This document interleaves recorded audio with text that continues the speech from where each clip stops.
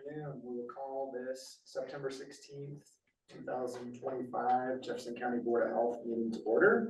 Lindsay, please help us with the roll call. Sure. Sarah Lampy. Present. Harriet Hall. Present. Sherry John. Here. Lane Draper. Present. And for the record, Rochelle Woods is absent and the quorum has been established. Thank you. And is it Olga or Gisela helping us with language justice? Yes, hello. Hi, this is Gisela, and I'm going to be, I just want to say thank you to the organizers of this event for your commitment to language justice. Thank you for giving an opportunity where people can participate and engage in the language of their heart, the language that they feel most comfortable in, that is the language that we practice at home. So in this meeting, we're going to be using simultaneous interpretation. When I finish saying this in Spanish, we're going to turn on interpretation, and you're going to see a globe icon on the bottom of your bar that says interpretation. If you're not fully bilingual, I ask that you select your preferred language. If you're joining today from a phone or a tablet, it has three dots on the bottom that says more. You're going to click on it, and then you're going to select your language. If you're going to be presenting or facilitating, please be aware of your speed, knowing that Spanish takes 20 to 25% longer than English. Now I'm going to say this in Spanish. Hola a todas las personas. Quiero darle las gracias a los organizadores de este evento por su compromiso a la justicia del lenguaje. Gracias por crear una oportunidad donde las personas pueden participar e involucrarse en el idioma de su corazón, en el idioma que se sienten más cómodos, que es el que practicamos en casa. Para crear este espacio vamos a estar usando la interpretación simultánea. Cuando termine de decir esto, van a aprender interpretación y usted va a ver el icono de un globo en la barra debajo de su pantalla que dice interpretación. Si no eres completamente bilingüe, te pido que selecciones tu idioma preferido. A cualquier pregunta, voy a estar en el chat y si vas a hablar o presentar, por favor, sé consciente de tu velocidad. Muchas gracias. Thank you very much. You can go ahead and turn on interpretation. Okay. All right. Before that, we gotta quickly do the consent agenda. Anybody need anything taken off the consent agenda before we move to approval?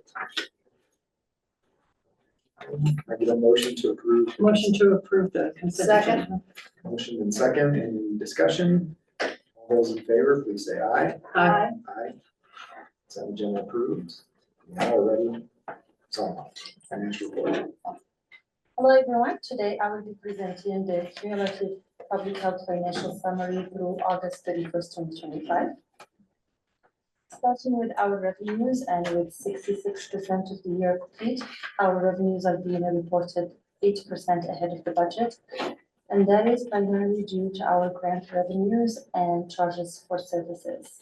So despite the fact that we did use some of our federal funding, such as immunization COVID and family planning, Public Health did manage to receive an award for Family Connect, which did help supplement some of our existing expenditures.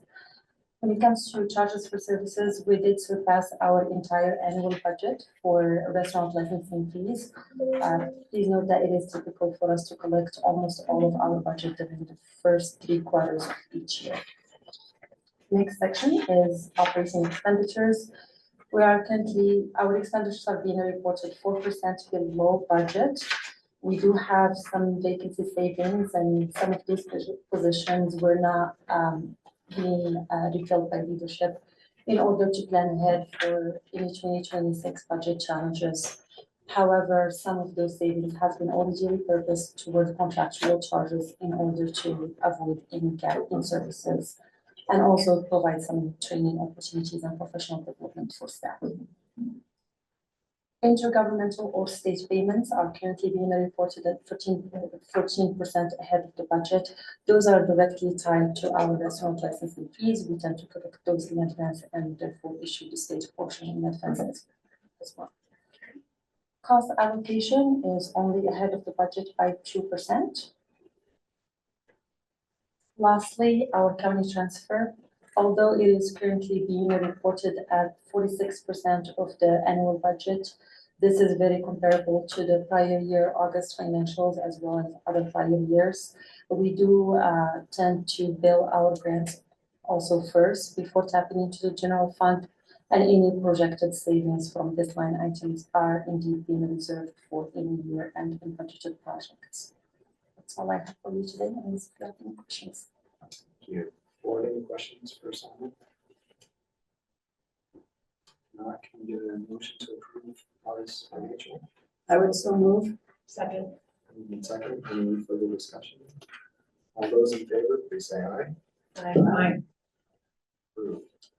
Those are your kiddo. Thank you. All right, public comment, and we're very fortunate to have quite a few folks ready to give us public comment.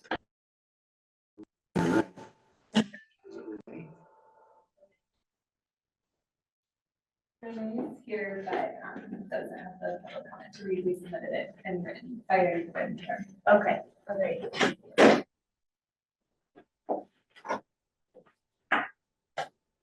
And let's move to Sabine.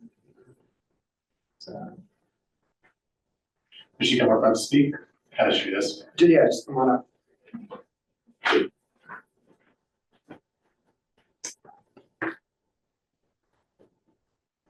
Good afternoon, Board of Members. My name is Sabine Coker, and I am a student at Conifer High School. I am here to spread the word about an ongoing issue facing our community, food insecurity.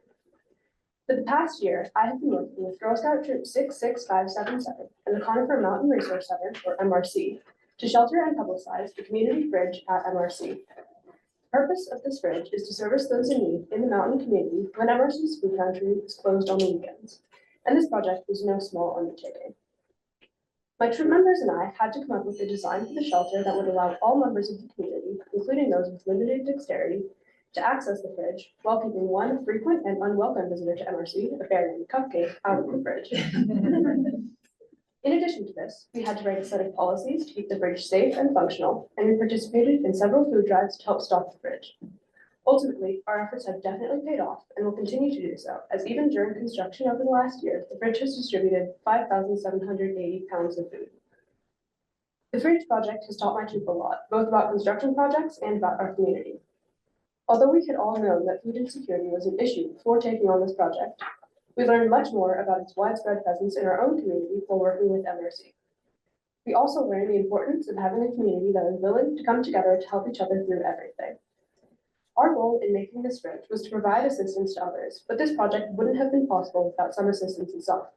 Generous donations of services and materials from Altitude Electric and more lumber allowed the fridge to come to life. We took part in the cycle of giving, and this cycle must continue. I must implore you to contribute to our cycle of giving by supporting actions that combat food insecurity. Whether you donate to fundraisers or food drives, or simply spread awareness, your impact can make a difference that can change lives. Thank you for your time.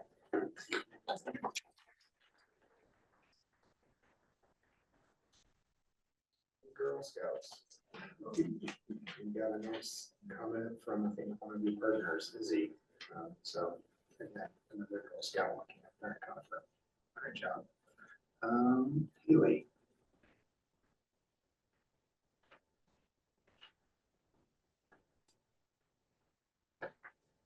Hello, my name is Hallie Nelson. No, you're good.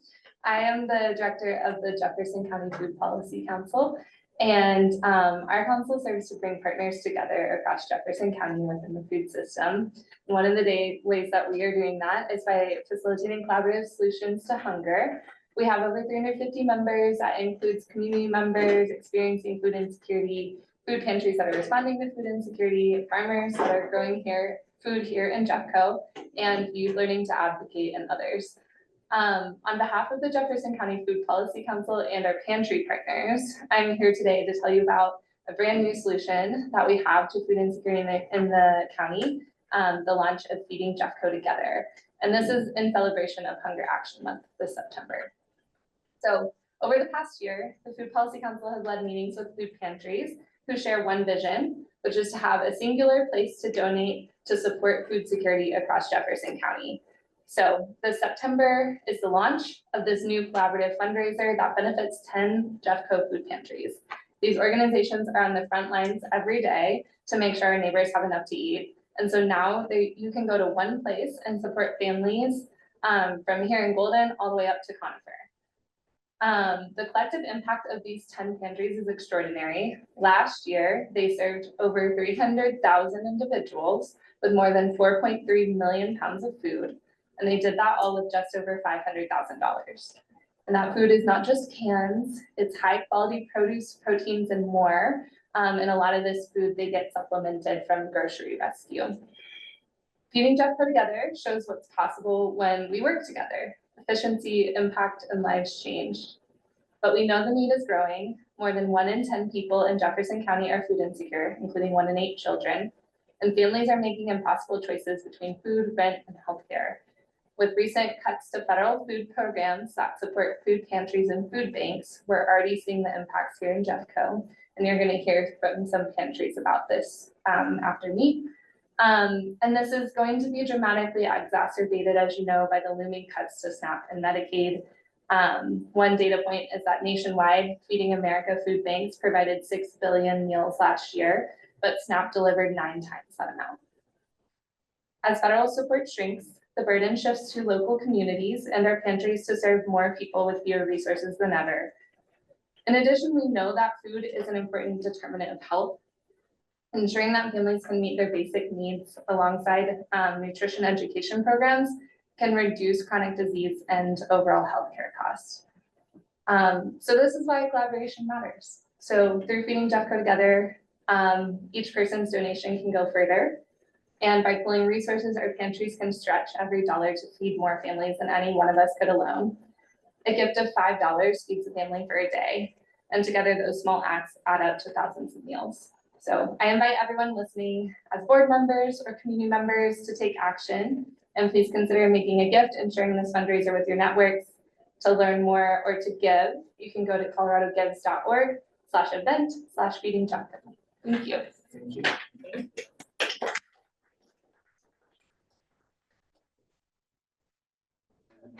Switch over to online. That's cooperating. Bethany. Yeah, me too. Thank you. I'm Bethany Thomas. I live and work in Golden, and I serve as chair of Hunger Free Golden. We're a community collaborative that's focused on increasing food security in our community. Our mission is to ensure that all members of the Golden community have equitable access to a sufficient amount of healthy, fresh, and culturally appropriate food. And in the work that we do, we consider all segments of our local food system, and that includes work we do within Jefferson County as we have member organizations that are local, county, and regional represented that are at the table for the work that we're doing. But we consider starting with food production all the way to the distribution, access, dealing with food waste in the decisions that we make. We're moving forward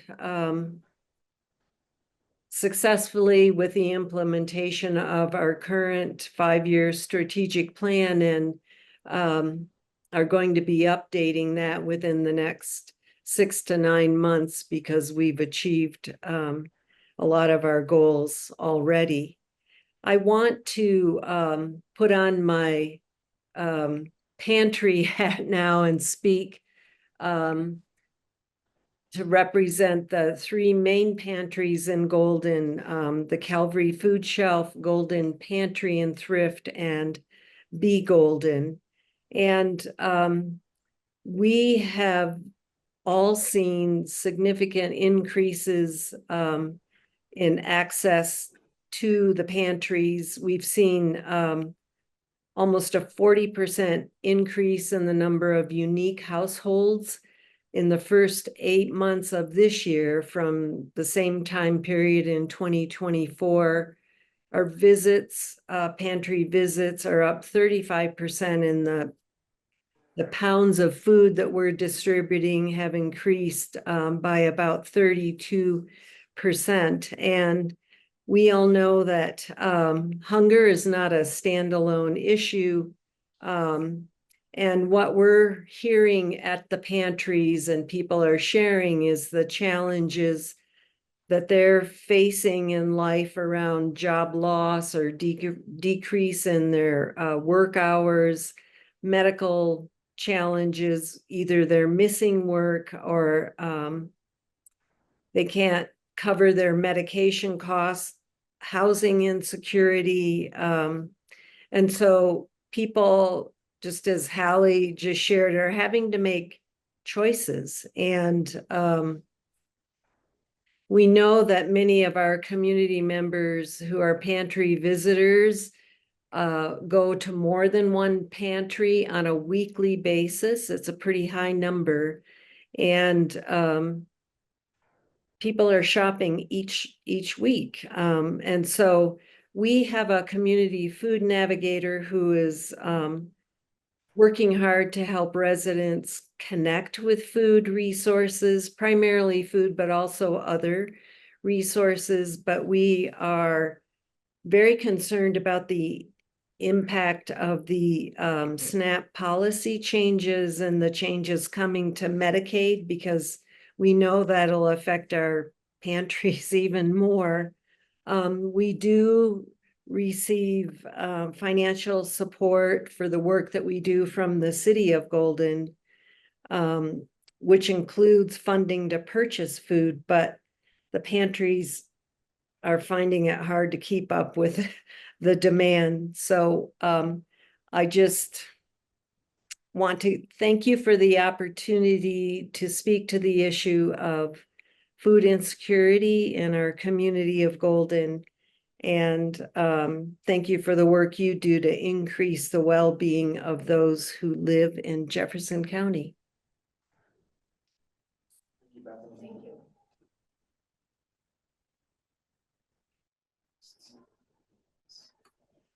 Thank you. Shelley.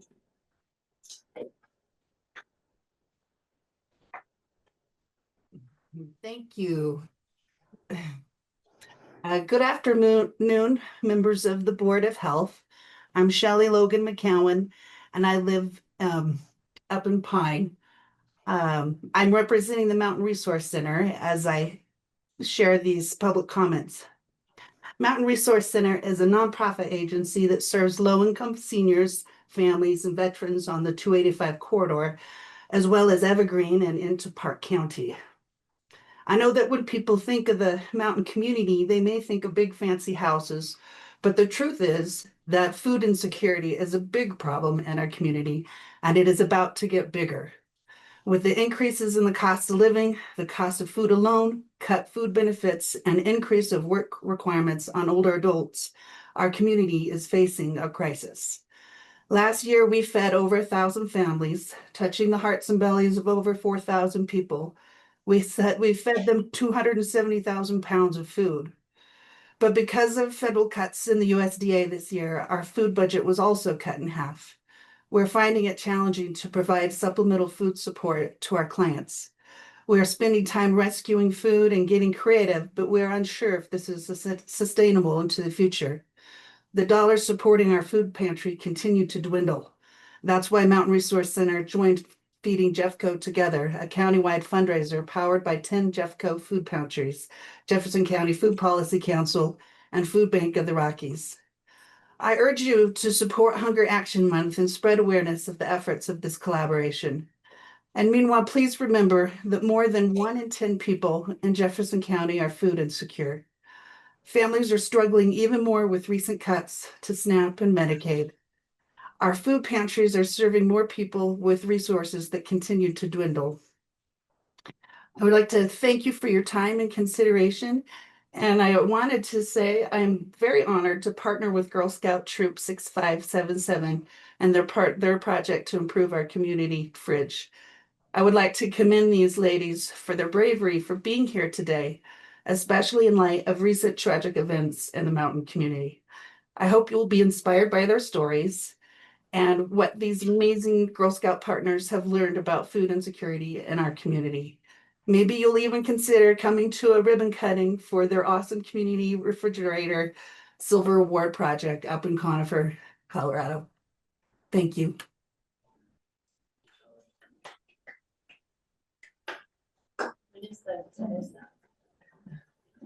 What is the ribbon cutting? Is there a time and date for that event? We don't have it yet. You share with the department, that will get it in the hands of the board members. Absolutely. Thank you so much.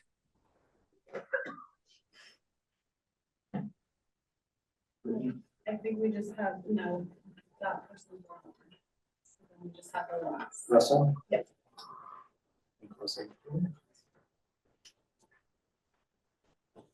Good afternoon. My name is Russell Roundtree. I am here today representing the Tin Shed, which is a food pantry in Wheat Ridge. But I also participate on the Jefferson County Food Policy and Hunger Free Golden groups as well. You've already heard from existing pantries about a lot of the funding stress and participation of neighbors growing need around food insecurity. But I wanted to introduce a different topic here in front of the Board of Health today, which is really the intersection of how food and health and lifelong medical outcomes all converge. In that, much like we have seen recently where the state of Colorado received a waiver on their SNAP benefit qualifying food, where we pull sugary drinks outside of the eligible food chain. Opportunities like that also exist and are very easy to rapidly implement for food pantries. We can simply order what we choose. We can choose to order healthier foods for people. And in that, we will be benefiting them, not just around the food insecurity issue, but really kind of perhaps a new term of, health insecurity or nutrition insecurity. So we have our fingers on the levers to be able to make changes like that. But frankly, the expertise among pantries is relatively low in these areas. We don't have nutritionists on staff.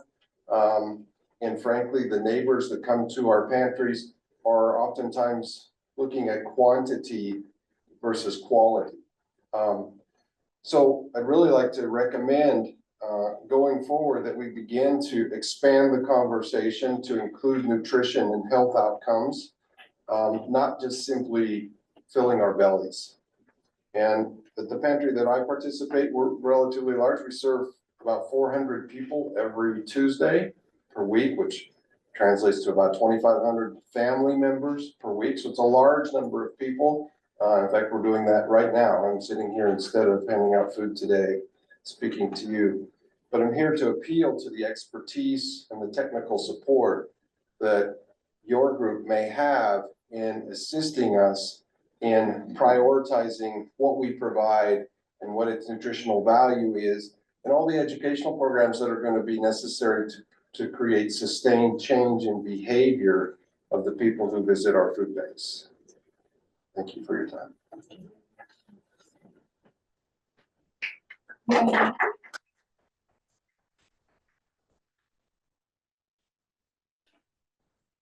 got these written comments, right?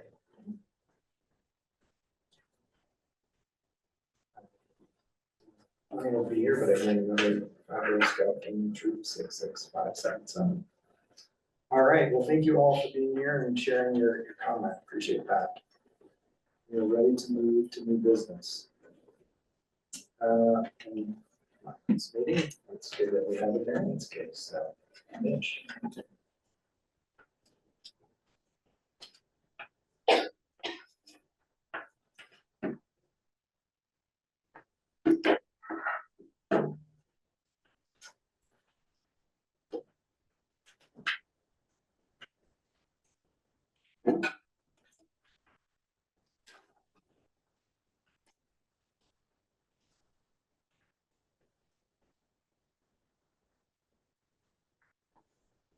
All right, good evening. But yes, we have a variance case. It's been a while, so I had to learn to ride the bike again. So with that, next slide, please. Just kind of a quick reminder. So this is in our regulations. This comes from our section about variances. And so as you are hearing this case, these are the things that you'll be considering for this variance case. The first two things that we look for when we're doing a variance basically is, would this be injurious, or I guess would not be injurious to public health, water quality, or the environment? And would proving this variance prevent a substantial hardship to the applicant? Other items to kind of keep note of is variances shall not be issued where the property can accommodate a conforming on-site wastewater treatment system, to mitigate an error in construction, or solely for economic gain. And then these last two items there are more about setbacks and with regards to the well and the leach field or the soil treatment area. So a little bit about the case. Next slide, please. Just kind of the quick overview. The owner and applicant of this property is George Roush. The legal address, the address is 13305 South Resort Drive. And the parcel is about 0.87 acres. He acquired it in 2023. He is working with 285 Engineering and it currently is zone A2. So the reason that we are here today for this variance request is so our table 4-1 has a lot size requirement based on the date of plating. And so with that, he is supposed to have 2 acres of property, but he has the 0.87. So he has about 43% of what he needs. Next slide, please. So again, just to kind of the visual, the table 4-1, because the property was platted in 1977, and actually it was October of 1977, he falls into that 2 acre requirement. He is on it on the well as well. So the proposed development, next slide please, is going to be for a 3 bedrooms, a single family dwelling. So he will have a 1,000-gallon septic tank. They are proposing higher level treatment and they're going to do the highest level that they can achieve, which is that TL3N. Their leach field or STA is going to be 567 square feet. So they have a design flow rate of 450 gallons per day. And then as I just mentioned, they are on an individual well. Next slide, please. This is a little bit of what the site looks like. It's this kind of funky shape here. And if you go to the next slide, please. You can kind of see how this property that we're looking at relates to the properties around it. So it looks like there was a larger pieces of land that were around. And a little bit of history is actually when the road went through, that is how this piece of property was created. So this property is again at 0.87 acres. And the surrounding properties, most of them are larger than about, looks like 10 acres is about the next smallest. You'll notice next to his, there is a 0.31 acre piece of land. That actually does belong to the property that is 26767 Gray Buck Trail.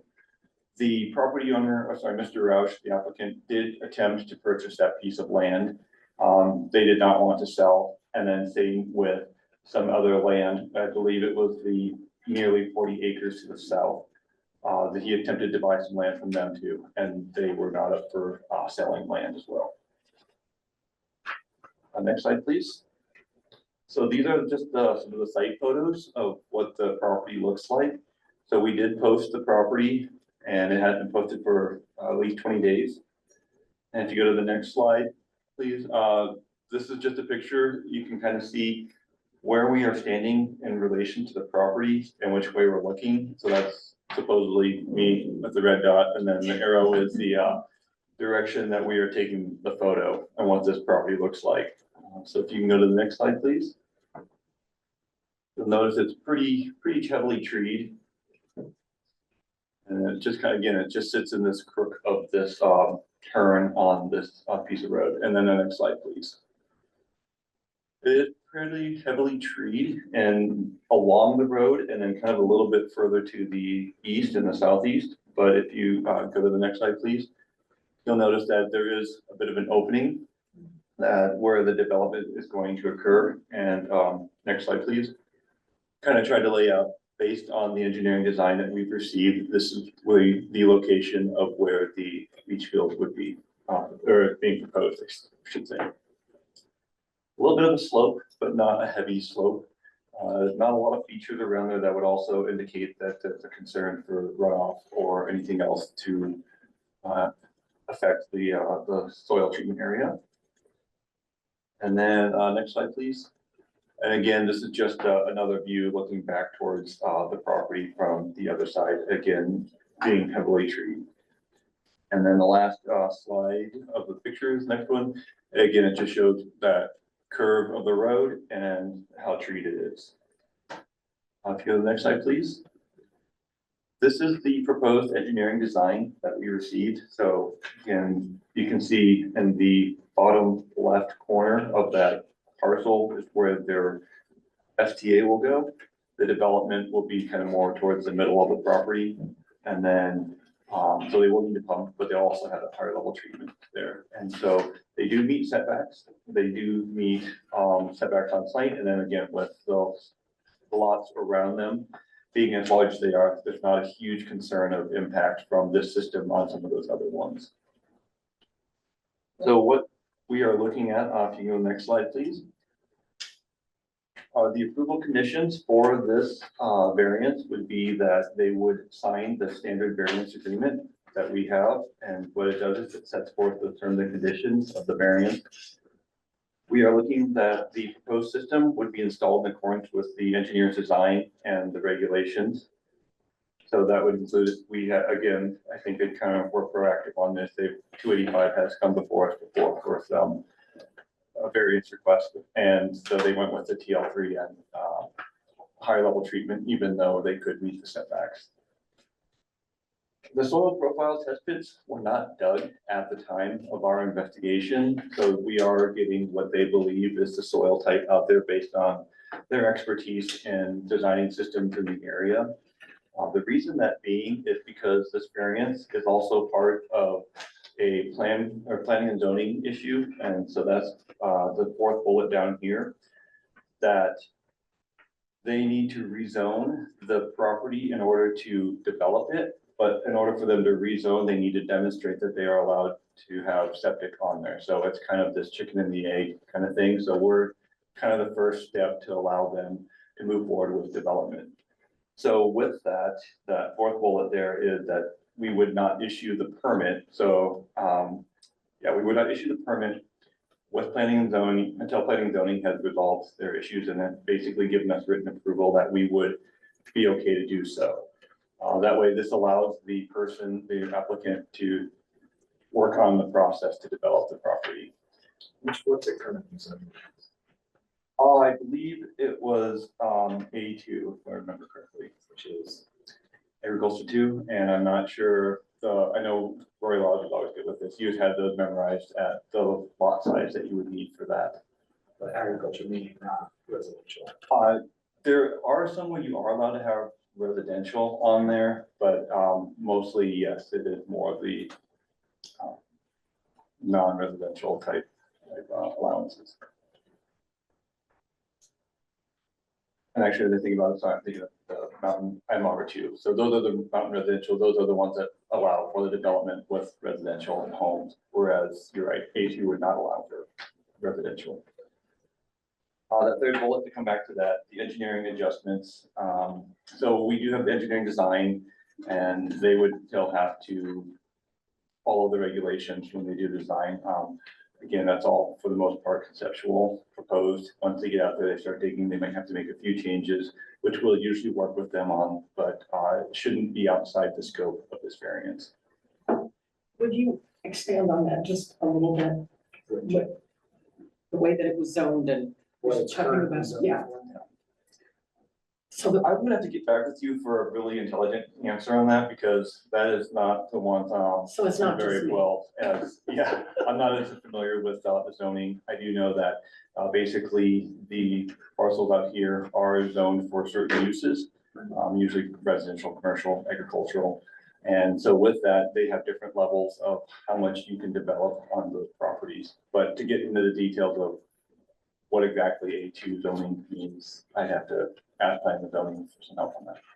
But it sounds like A2 is unusual for the area, that it's mostly residential and commercial zoning around there, not agricultural. Well, this area, I'm not sure of the history of how it was zoned, or as the neighboring adjacent properties, if they had to go through a rezoning process as well in order to develop on them, or if they were because of the larger size, or if they were already developed for that road went through and the zoning created this parcel. Yeah.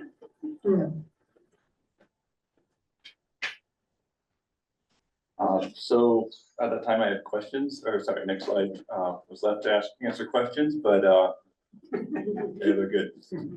We don't wait. No, that's fine. Yeah. Appreciate that. That probably is gonna be pretty important. This property that they purchased, I assume, is this a recent purchase or they owned it since? The purchase was in 2023. Okay. So they bought an A2 property. So according to the statement of hardship, that when they did buy the property, they weren't aware that there was this restriction. And I think what they mean more is the property restriction on that. I did notice that the applicant is on the call or is online, so he can also answer a little more of those questions as well. Anybody else have questions for Mitch?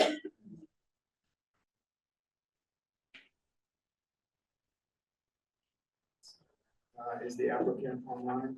Are they prepared to offer someone I can swear them in? Hi, are you all able to hear me? Hi, George. Yes, we can. If you would go ahead and virtually for us, raise your right hand and swear to tell the truth during this testimony. Yes, let me raise my hand here. I swear to tell the truth, the whole truth, and nothing but the truth. So good, it's the right hand too. George, can you share your current address for us? Yes, so my address of record for this application is still 9904 South Blue Prairie Drive, but my legal residence has been updated to 4 Honeysuckle Road, and that's in Woodland Park, Colorado. So I'm not too far away. Okay. Go ahead and share your testimony. Sorry about that, sir. I wasn't able to hear you. Go ahead and share whatever testimony you have for us. Yep. So I purchased this property when I was coming out of the Air Force Academy. I was looking for a place to live, couldn't find a house, and saw land. I went to buy it. Had an issue where the land was advertised at a larger land value than it was, and it was not advertised with the restrictions. So I have been learning about the process as I've gone, and now 2 years into it, I'm finally to the septic variance. I'm going through the rezoning process. To answer your question about Ag 2, that is the original zoning that was put on the 40-acre parcels that were throughout Jefferson County originally when all the original platting happened. This one has never been rezoned since then, so that's why Ag 2 is still there, because it's just the default, and there's nothing like everybody else is rezoned and turned their stuff into housing and whatnot.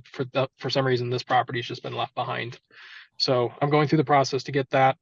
And then the reason why I'm here today before having it rezoned is because there are stipulations on entry for the zoning process. So they need proof of water, proof of access, proof of fire protection, and proof of wastewater treatment. I've completed everything else, including the well, the fire protection letter, and I'm on a county road. So at this point, the last thing left is the septic variance, and then I can get into the rezoning so that after 2.5 years, I think I'll finally be able to have a house. Or get started on having a house. And I'm here to answer any questions. So if you guys have anything for me, I will answer everything to the best of my knowledge. Questions for George? So my one question was whether you intended to live here, and it sounds to me like you do intend to live here. Yes, the original intention was to live there and build my primary residence there. And if the zoning process goes well and everything goes well and it actually happens, I will be moving back from outside of Colorado Springs back to Conifer, back to Aspen Park, to the area to be a part of the community again. George, the seller, was it one of the people that owns the larger, did they basically create this small parcel or? No. So this property was created in 1977 when it was originally platted, and this was supposed to be included with other lots.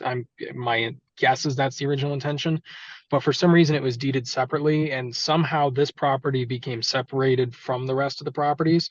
So it was available for sale as individual property in Jefferson County and was listed at about little under an acre and a half, which is not the true size of the properties we discovered after I purchased it.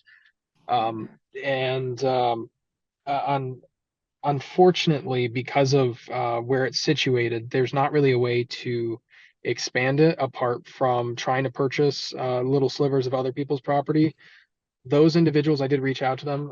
The people with the 0.31 acre sliver, they did end up moving, and their property was sold. And because they were actually selling the house and the whole property and everything else, they didn't want to break it up. And then the people to the south of me, I reached out to, and I never got a response back of any interest.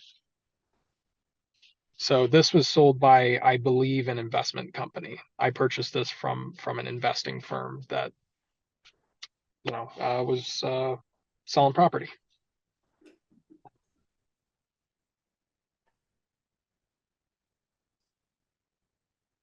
So I noticed the engineer is online, actually, she does have her hand up.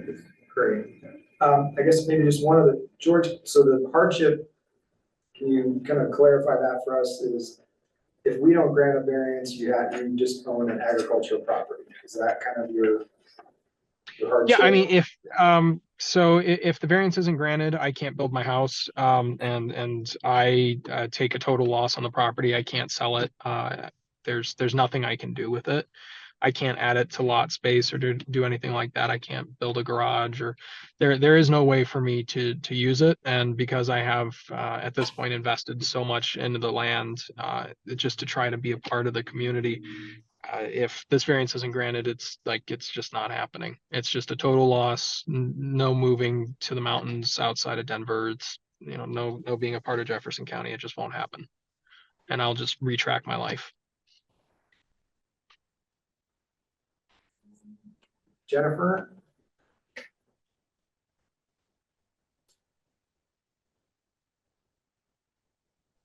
Okay, hey, can you hear me? I can. Jennifer, can you also swear that your testimony is going to be the truth? Yes, I swear the testimony I will will present will be the truth and nothing but the truth. Thanks, Jennifer. Go ahead. Okay, thank you all for letting me participate. I wanted to jump in and one, ask if there were any questions on the design or any of the proposal that we have, and then I can also speak a bit to the A2 zoning. And if you want, I can just start with, I'd like to discuss just a background of why we didn't excavate soil test pits, and then speak a little bit to the A2 zoning, and then perhaps answer questions after that. Great, go ahead. Okay, excellent. So on these variance cases, we typically don't excavate the test pits up front because there's really no guarantee that this would be approved. So what we do is we take mapping. We'll use mapping like the USGS mapping or the NRCS soil mapping and our experience in the area. And when we visit the site, we look around at the road cuts and we look through and we say, do I have a high level of confidence that this soil type matches these mappings? And we use that as our basis. And then typically we will come back, assuming the variance gets granted, we'll come back, dig the pits and work through that process with the Environmental Health Department. And then as far as the A2 zoning, so on the site plan that was presented in Mitch's staff report, I actually have a structure setback line shown on there. The A2 zoning does allow for structures. They allow primary structures, garages. They allow accessory structures for like livestock, pens, runs, chutes, and other accessory buildings. Taking a quick look at JMAP for this parcel, the next change in zoning near this parcel is about 1.5 miles away as the crow flies. It changes to MR1. So there's a significant number of the properties in that area zoned A2. And so I just wanted to point that out, that the structures are allowed. We did add that setback structure for a primary structure, mostly to demonstrate that, okay, there is a spot on this odd shaped lot where a residence could be constructed. Kind of not, we try to check a lot of other things, not just the OWTS when we're out there, because there's a lot of other things that go into the buildability of a parcel. So yeah, I wanted to just kind of clarify that piece. As far as what I know, reading the land use, the zoning resolution for a agricultural zoning. And then with that, I guess if there were any, technical questions or anything that I could shed light on, I would be happy to. Or questions for Jennifer? I have one, Jennifer. It mentioned potential for blasting. I know you haven't done any excavation. What likelihood do you, or Mitch, from your experience in the area, has that been necessary in the past for? If you don't mind, I'll defer this to Jennifer on that one. Yeah, from my experience in this area, the bedrock is a bit better weathered than some other areas in the conifer area. I would expect that the test pits in this case would be probably excavatable with a mini excavator to somewhere between 4 and 6 feet deep, which would accommodate the depths that we actually had proposed in the design. We do leave that blasting clause in most designs, especially if we do have shallow test pits, just because there's always that potential. We can't really see under the ground, and we don't know if they're going to hit, harder layers of the fractured rock. But this isn't an area that's known for having, like the quartz monzonite or the very, very heavy dense bedrocks. Now, if I may add to that, so we don't see a ton of blasting. Back in the day, we used to address it more and provided it as more of an option. However, now most of the contractors can usually dig through or break up the rock material. So yes, that's kind of why Jennifer put that out there as an option. Question. I noticed you had the notice up for 20 days, whatever it was. And I believe we saw in our notes that no comment or concerns came forward from. Correct. I did not receive any. Okay. So there does appear to be somebody in the chat that would like to ask questions, it looks like. But we're able to take testimony, but it isn't really a back and forth discussion with the public. So if someone else wants to provide testimony, they can do that.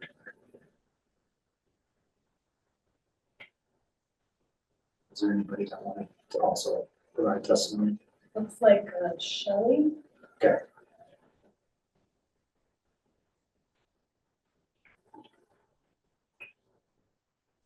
They're the property next door.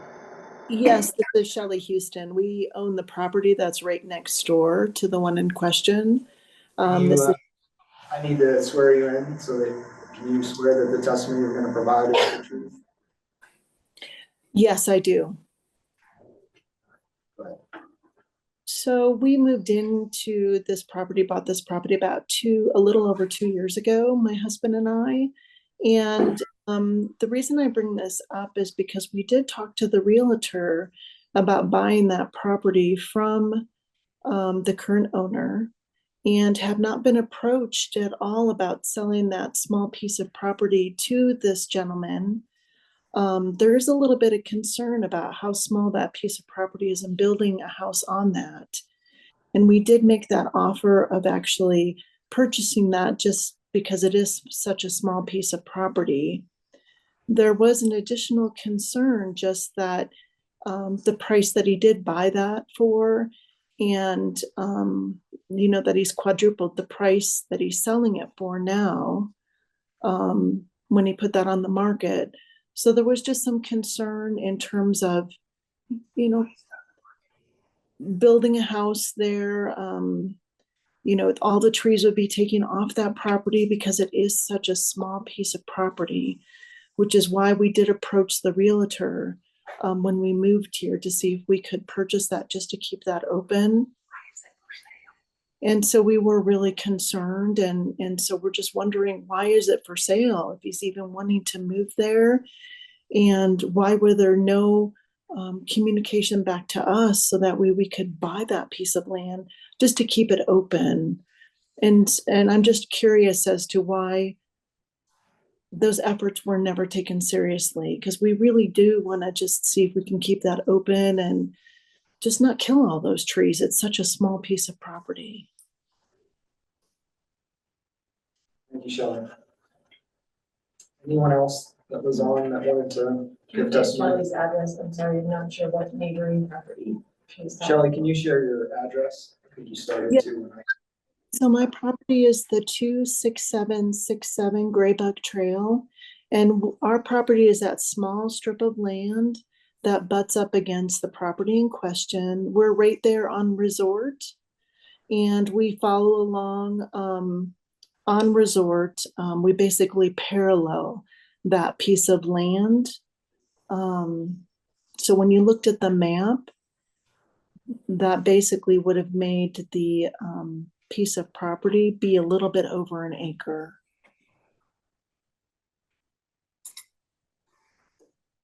Thank you. Do we have any other?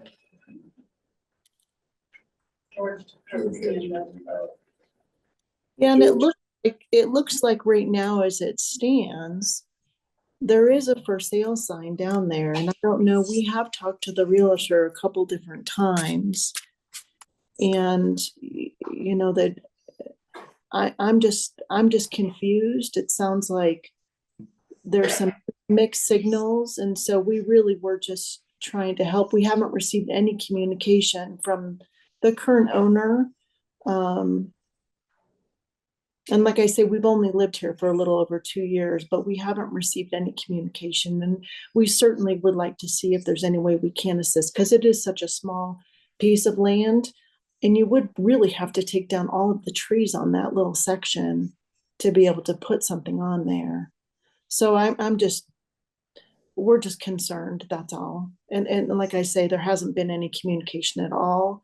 And so it'd be great if we could help in any way. Thank you, Shelley. George, go ahead. You can hear if you have additional comments. Hey, good evening. Are you guys able to hear me again? Yes. Yep. So I should probably clarify first why it's been left up for sale.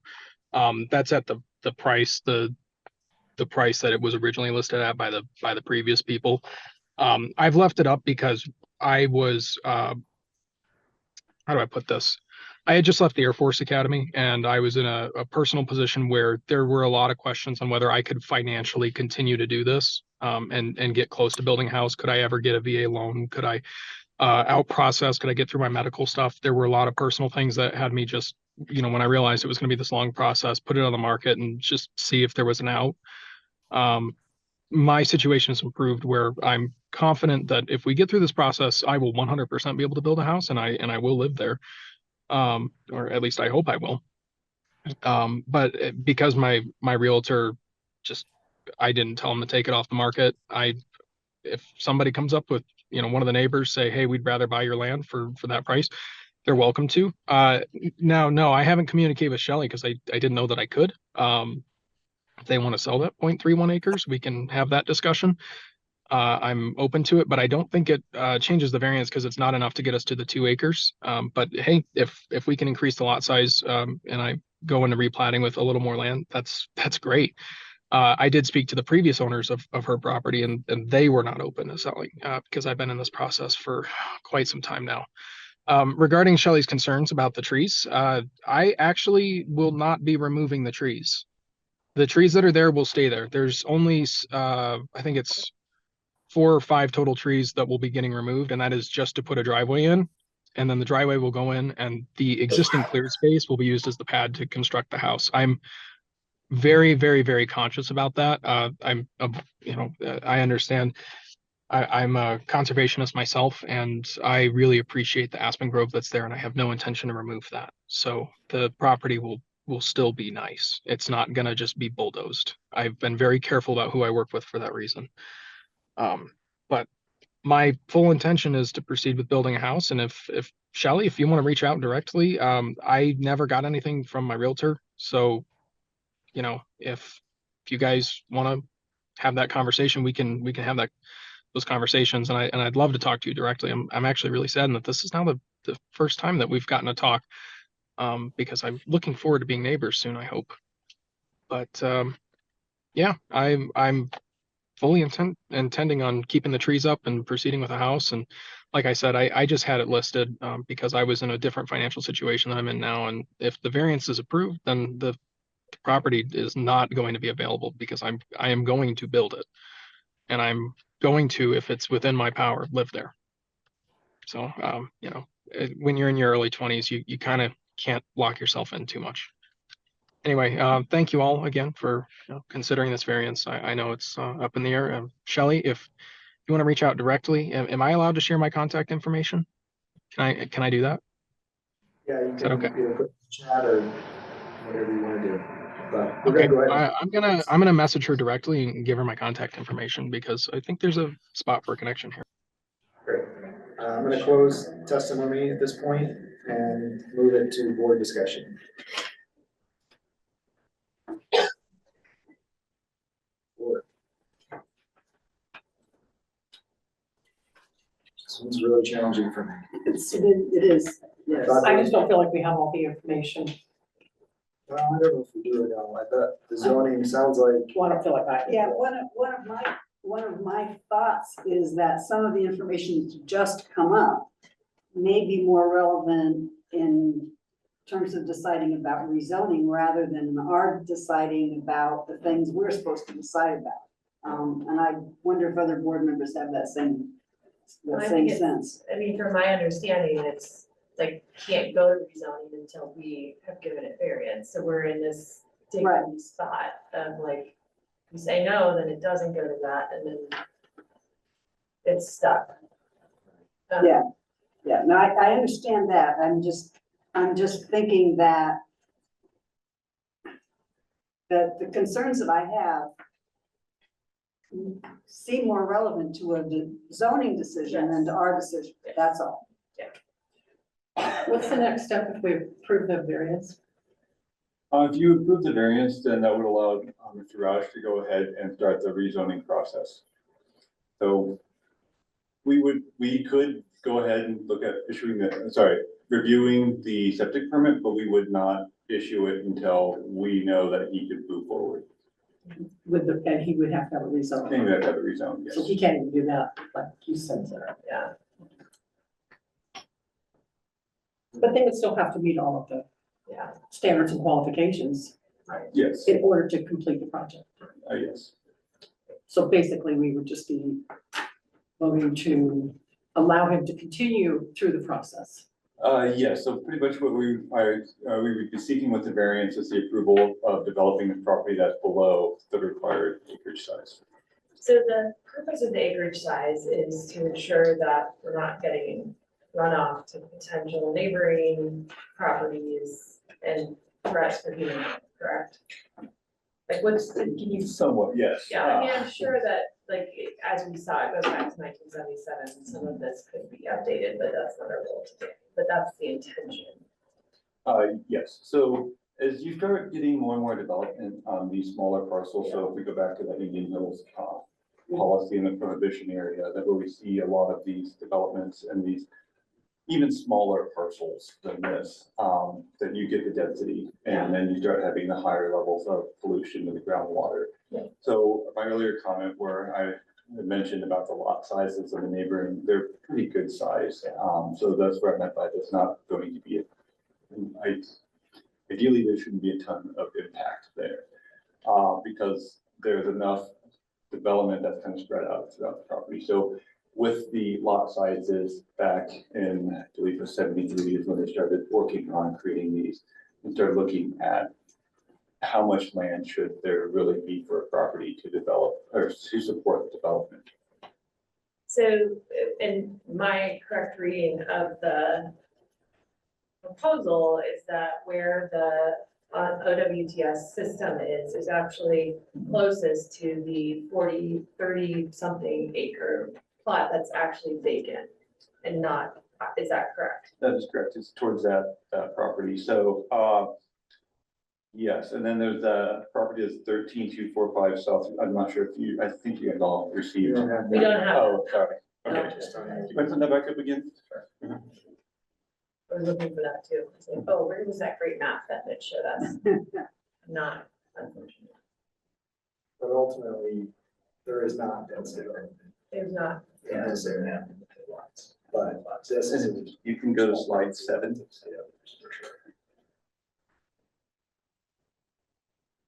There we are. Okay. So yes, so it's kind of that bottom southwest corner, so it would be close to the, what was labeled as 13325 South Resort. Yeah. But it's also right across the street from that 13245 South Resort Drive. And then Shelley, the lady that just spoke, is at 26767 Gray Buck Trail. I mean, I don't know what the concerns are, Blaine, but I think for our health, Board of Health purposes, I don't see a imminent health threat in the development. Based on what we're seeing here. Could we have other concerns? Maybe, but that's my read on this. Yeah. My concern is a precedent that you can buy a small agricultural property and get a variance to now build on it. Sort of start that process. That's my concern.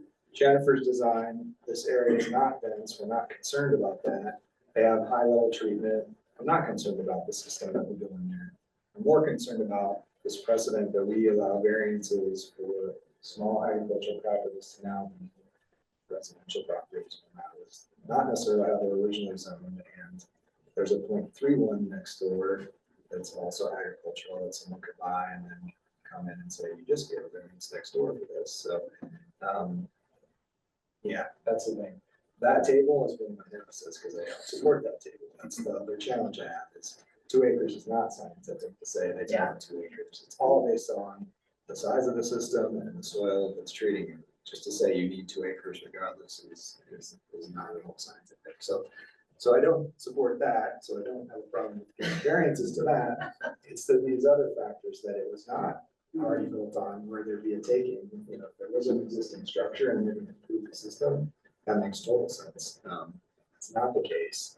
The person sort of didn't really look into the property they bought, and they could sell it just like they bought it as an agricultural property, just maybe not make the profit that they want. That's the challenge. So is that really hardship? I don't know. And it just really, really difficult that we're the first one to decide if it should be rezoned or not. Well, we were the first, it's, I mean, with the It sort fire. of is. They wouldn't ever support it if we didn't say you can get a variance to our regs to then build a sewer system. So. Yeah. Sorry, I thought it was under the understanding that fire and other had already approved. Is that correct? Yes. Yeah. So. So we are not the first. Right. But I think we actually have rules that would say. Yeah. No. Yeah. Just want to clarify. We are not the first. So yeah, I'm really torn. Maybe get some legal advice since we've got you. Does this create precedent to now develop very small agricultural properties? Here existing? You know, a couple of things. We just learned about this one today. So with that caveat, I've been texting with Kathy Parker. You have the discretion and the authority to grant variance. And so I think you have to look at what's before you today. And if it's met the criteria, and staff, I understand, is recommending that it be granted, these other concerns, if they were to come forward, you would consider it on its merits. So, yes. So. That's what, I mean, that was what my thinking was. Yes. We have the variance, but then we have to get all of the other approvals that need to happen beyond that once. We don't. They do. Well, they do, but like. And I hear your, like, the scientific aspect of it, the soil testing, et cetera, we're not, That would still have to be proven. that would, exactly, that would still have to go. Doesn't exempt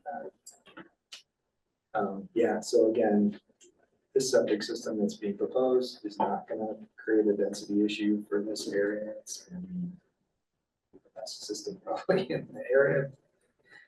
That's another important factor is a brand new pilot treatment system is better than an existing system, which is what I initially was kind of thinking this property is already developed. It's not. That's the goal. Anybody want to make a motion? Do you feel ready to make a decision on this? I would make a motion to move forward. And to approve it, yeah. I think that they have a long way to go and they can't even start and get anything done that they would need to get done if we don't. And I don't see, like you just said, a harm to the property. Yeah, I'll second that. I have the same precedent concerns Right. that you have, Blaine, but I don't think that's our job. So I think that's kind of what our legal advice was, so I'll second it. We take things up as they come before us anyway, so. All right, so motion, and a second, any additional discussion?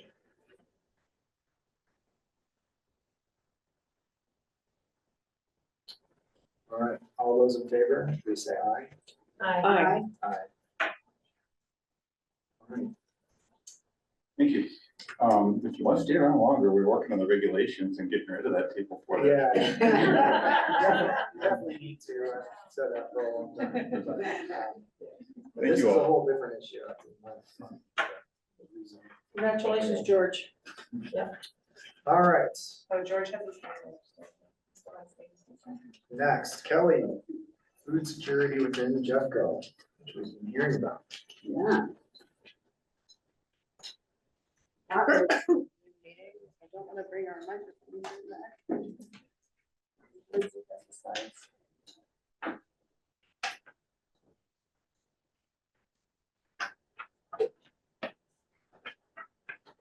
guess I'll just bring that up too. This, it builds on the public comment y'all heard earlier. September is an awareness observation opportunity around hunger and food insecurity is also just timely with what Jefferson County is facing right now with the anticipated impacts of HR 1, particularly related to the SNAP changes. And based on all the timelines, there are many folks within HR 1, the SNAP impacts are likely to hit sooner than the Medicaid impacts. So it is unfortunately a timely discussion. I'm joined here by Lisa Vaughn, who's on our food systems team within my office. We also had a lot of support from Willa Cousins, who couldn't be here tonight. She was traveling for the wedding, so we were very excited for her. But she helped support pulling this information together and then working with the partners that you heard from around our food systems work to build resiliency within the food system, and also the crossover work around the food system side for food access as well. So I'm going to turn it over to Lisa. And then I'll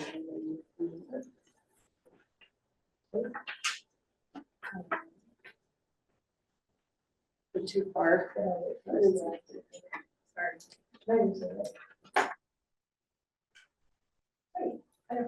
Well, hi all, I'm Lisa Long. As Kelly mentioned, I'm one of the team members on the food policy and systems team. And I want to kick us off to thank you all for your time and commitment this evening to learning more about the Jefferson County food system and prioritizing food systems work. But I just wanted to give like a huge shout out and thank you to so many of our Jeffco food systems partners for taking time out of their day to come and speak about what our county food system and food access and food insecurity is currently looking like in our communities. And as Kelly and Holly mentioned, I want to acknowledge that September is Hunger Action Month, which is a national effort to raise awareness and take action against food insecurity. A lot of the time, hunger can be invisible, but in Jeffco and everywhere, hunger is a local public health issue. Lack of access to nutritious, affordable, and culturally relevant foods impact health equity, education, economic stability, and other factors that contribute to a person's and community's overall resilience, health, and well-being. And we can go to the next slide. So I'm about to echo a lot of what our community members spoke to today, But looking at the current state of the Jefferson Food County system, the most recent data we have shows us that 1 in 10 people in Jeffco identify as food insecure. And this is up from 1 in 13. We also know that 1 in 9 young people in Jefferson County face food insecurity. This recent data was published in the 2025 report, but was collected in 2023. And given what we've heard from our food systems partners today throughout the county, as well as the data that has been shared with us by our food pantries in the county, there's anecdotal evidence that suggests food insecurity rates have increased from this 1 in 10 number. And Kelly will present some more of that data. And many of the folks you heard from today who represent our local food pantry shared some of this data in their comments. But we know that there is already more demand than we have resources to meet, and that's before we're seeing changes with some of the federal policy change. We're hearing from them routinely that they're seeing 30 to 60% of their clients are new visitors. So if we look at year over year, January to June last year, compared to January to June this year, we're seeing a 63% increase in the number of households being served through our local food pantries. And we're looking at that getting even worse as folks lose access to SNAP benefits through the new changes from HR1. Slide, please. We are starting to get ready for the impacts of these changes. I believe last I heard within the last couple of weeks, Human Services was waiting for federal guidance for how the new work requirements and other changes to SNAP were going to play out. Those were effective upon signing of HR1, so we've just been waiting for those implementation details. So we know that enrollment and use of these benefits is going to be well below the need. There's still a lot of barriers, a lot of confusion about who's eligible now with some of the changes as well. And so more and more families are turning to pantries as they lose benefits or as they see other economic hardships recently. We know that this is going to impact certain families more, families that have kiddos, older residents of the county, and the rent households as well. You've heard from them today. We also have a quote here too from one of our food pantry partners around some of the increased needs that they're seeing, and this is pantries represented across the county.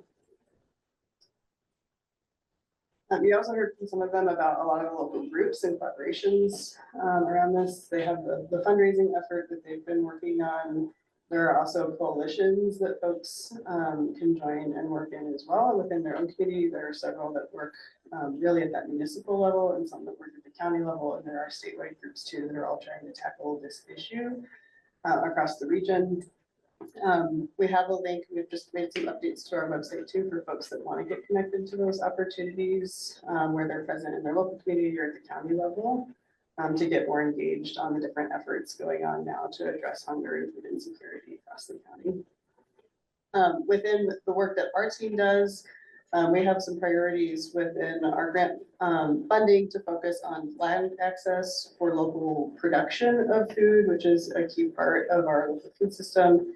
Many of our local producers also contribute to important food access points as well, not just for-profit types of food production. We're also collaborating with our WIC program to increase use of WIC benefits as well as a really amazing kind of inflation-resistant benefit for families that are eligible for WIC. And working to understand what are folks on the ground actually seeing with needs and elevating those perspectives in the conversations around food insecurity, especially as the SNAP change tends to roll out from the communications and CD leadership standpoint. Slide, please. We've got all of our contact information here. We're here to help make some of those connection points. We don't have a kind of next step ask other than to continue to raise this issue up in the conversations and networks that you all are working in, continue to elevate the perspectives of our partners who are working in the food access space and other parts of the food system so that this issue continues to get the attention that it really needs, especially as we learn more about how SNAP changes are going to affect food access in the county, and folks are unfortunately going to be making more economically driven decisions around not only what to eat, but other important needs as well, medical needs, housing, rent, all of those expenses, unfortunately, are getting tighter for many families in the county. I'll take questions. Thank you. But do you have an idea what the countywide funding gap is? That it could get worse? I would not want to hazard a guess at that, although most of the perspectives and the folks that we've been talking with, there aren't resources to fill it locally. The hole is too big to fill. And with the SNAP changes, it's not a funding question at the local level in terms of backfilling funds, because these are structural changes to eligibility to the program. And they're changes that we can't really work around, just accept the federal law. But for the food banks, they can still get lines. Yes, yep, it just, with everything else changing, it's just layering on, stretching those resources that are in here.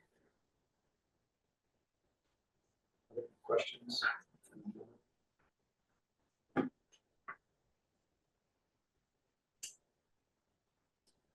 I don't really have a question, I guess more of a comment. And I always volunteer myself first before I nominate everybody else to volunteer.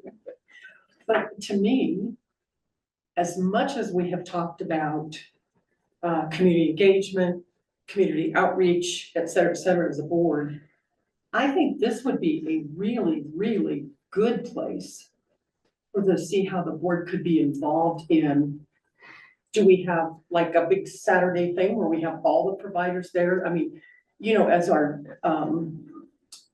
guests, when they spoke, said, they kept saying, all the providers have come together, which is how you get anything done. It can't be territorial. You know, this group is gonna do this and that one's gonna, they all came together. And I think that it would be wonderful if we can figure out a way that the board of health can participate in that. And that's something that we can do. I mean, this is a really good thing to get out into the public. Take it to the public as a whole group.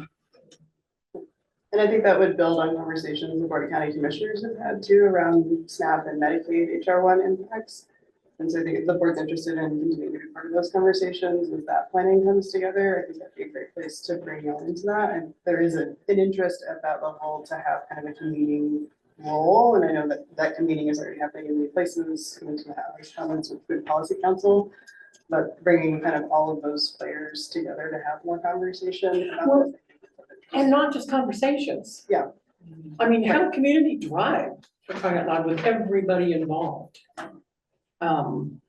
You know, because we can meet all day long.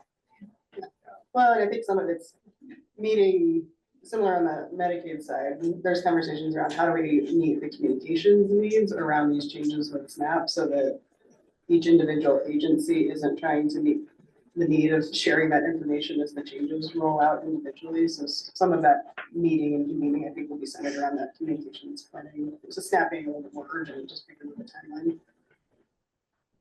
We could certainly bring opportunities for that. I think you heard the opportunity too, that of like the fridge opening and different ways to get tapped into those kinds of opportunities as well. So we definitely make sure that y'all are pulled into that. Well, I just know that we've worked really hard to become an active board, you know, and I love that part. And it's great to convene people because you need to get everybody on the same page, but to actively go out there and do something would be exciting. And I'm not volunteering all of my colleagues, but I'll wait for them to jump in. But yeah, there you go. But I'll volunteer myself. I will go to do whatever we need to have done. So there you go. Thank you. It's sustainable funding. So Do what? sustainable funding is what they use. So Well, that's true. But you know, if you make the communities more aware and bring the community people together and maybe have some kind of a drive and, you know, we can't always depend upon government funding. How'd that work for everybody? Not so good right now. So I'm just saying, anyway, just things for us to kick around and to, I'm just offering. Yeah. I think Volunteering issues. Many folks are very tapped into it, but I think there can be a perception that there is not necessarily hunger challenges in Jefferson County. Yeah. So a question that I have, and it may well be for Lisa. just over the past couple of weeks, I've become aware of a number of food pantries and other food programs that I haven't been aware of. And I ought to be aware of things like that because in addition to being on this Board of Health, I'm the vice chair of the Board of Community Table in Arvada. And I also volunteer at Mission Arvada, which works at getting, it had a food pantry and they just transitioned it over. So it's now being run by their sponsoring church. So I think there's more than 10 organizations. Oh, yeah. Lots more. And Oh, I'm wondering if that's not the kind of thing for us. Absolutely. In terms of, if you want a convening, but it's just 10 entities, but there's a whole lot of them. Maybe we can help with Yeah. pulling more of the entities in. I mean, churches do, a lot of churches do food banks. Yeah. I would definitely encourage you all to kind of look at that list we put together, because it does forward a lot of the different pantry partners throughout Jeffco and can kind of create a more clear picture of all of the different players. And hopefully we'll continue to have more conversations about like collaborative planning efforts. And also make sure that we get our mapping resource that Lisa and the team have worked on too. We updated about annually, so it was updated last beginning of the year. If I remember correctly. April, so it's been a few months since the last update, but not a full year, that does map food access points that are grocers as well as food pantries, WIC points, that kind of thing as well. Given some of the changes that take place as pantries shift, I'm sure there are places that maybe no longer are operating or places that operate now that weren't included in April when we did the last update, but that's another resource that is available on our website, and then we'll make sure that you all get it as a follow-up. And if there's anyone we're missing or updates that we can make now, we can certainly work on that. So I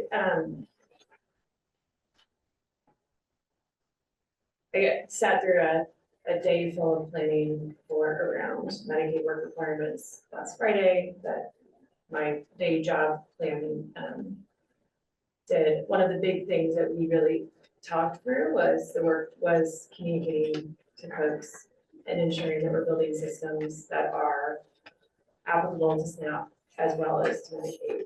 Knowing that SNAP is going into some of these regulations sooner than Medicaid, as it is the end of, well, we're really looking at about 30 days towards implementation for HR1, specifically around work requirements. There is a direct impact on county funding, specifically around what we go from now until October of 26. And what we're really looking at gets really administratively, I don't even want to get it, but what really happens is then the county share of the state and the county share of what it contributes and how it enrolls people goes up. So I'm curious if you know, or if we have an understanding, and I'm sure the answer is no, because everything is moving really fast. But what the county is doing from both the human service side of things, what the county commissioners are considering as far as how much of that we take on, and then what role can the public health department in terms of engagement, communication. I mean, I think getting more information to folks like Harriet, who is working in those spaces, to say, what is it that we need to make sure people know and understand about the changes in work requirements, including specifically older adults who are now going to be required to work. What are the opportunities for that?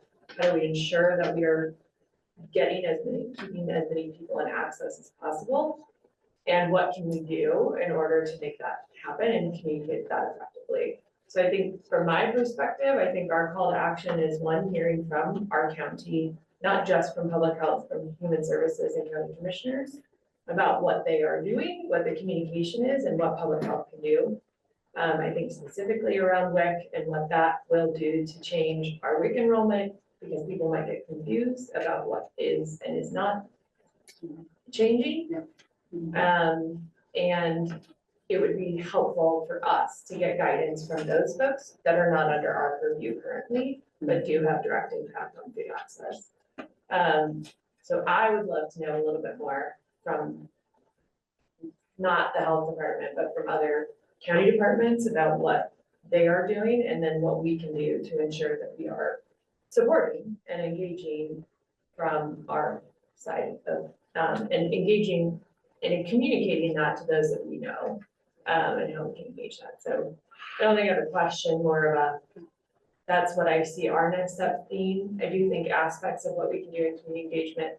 Hallie gave us a great call to give with that website. Would love to get that sent to the board so that we can also send it to all of the people we know to say, you know, this is impacting our neighbors and we need to contribute in order for our neighbors to not lose benefits. So that would be I feel like there's a call there. I like gave us a good call and we need to answer that and send that. Thank you. And we are tapped in with human services and these ongoing conversations, and there seems like the data changes all the time. It changes every day. Yeah, but we're working with them. I know Dr. Story has been talking with Rudy Bird even this week about how we can support and be involved, add communications capacity up. So we'll definitely keep you all abreast of that and definitely look for opportunities to have those conversations with them too. Great. Thank you.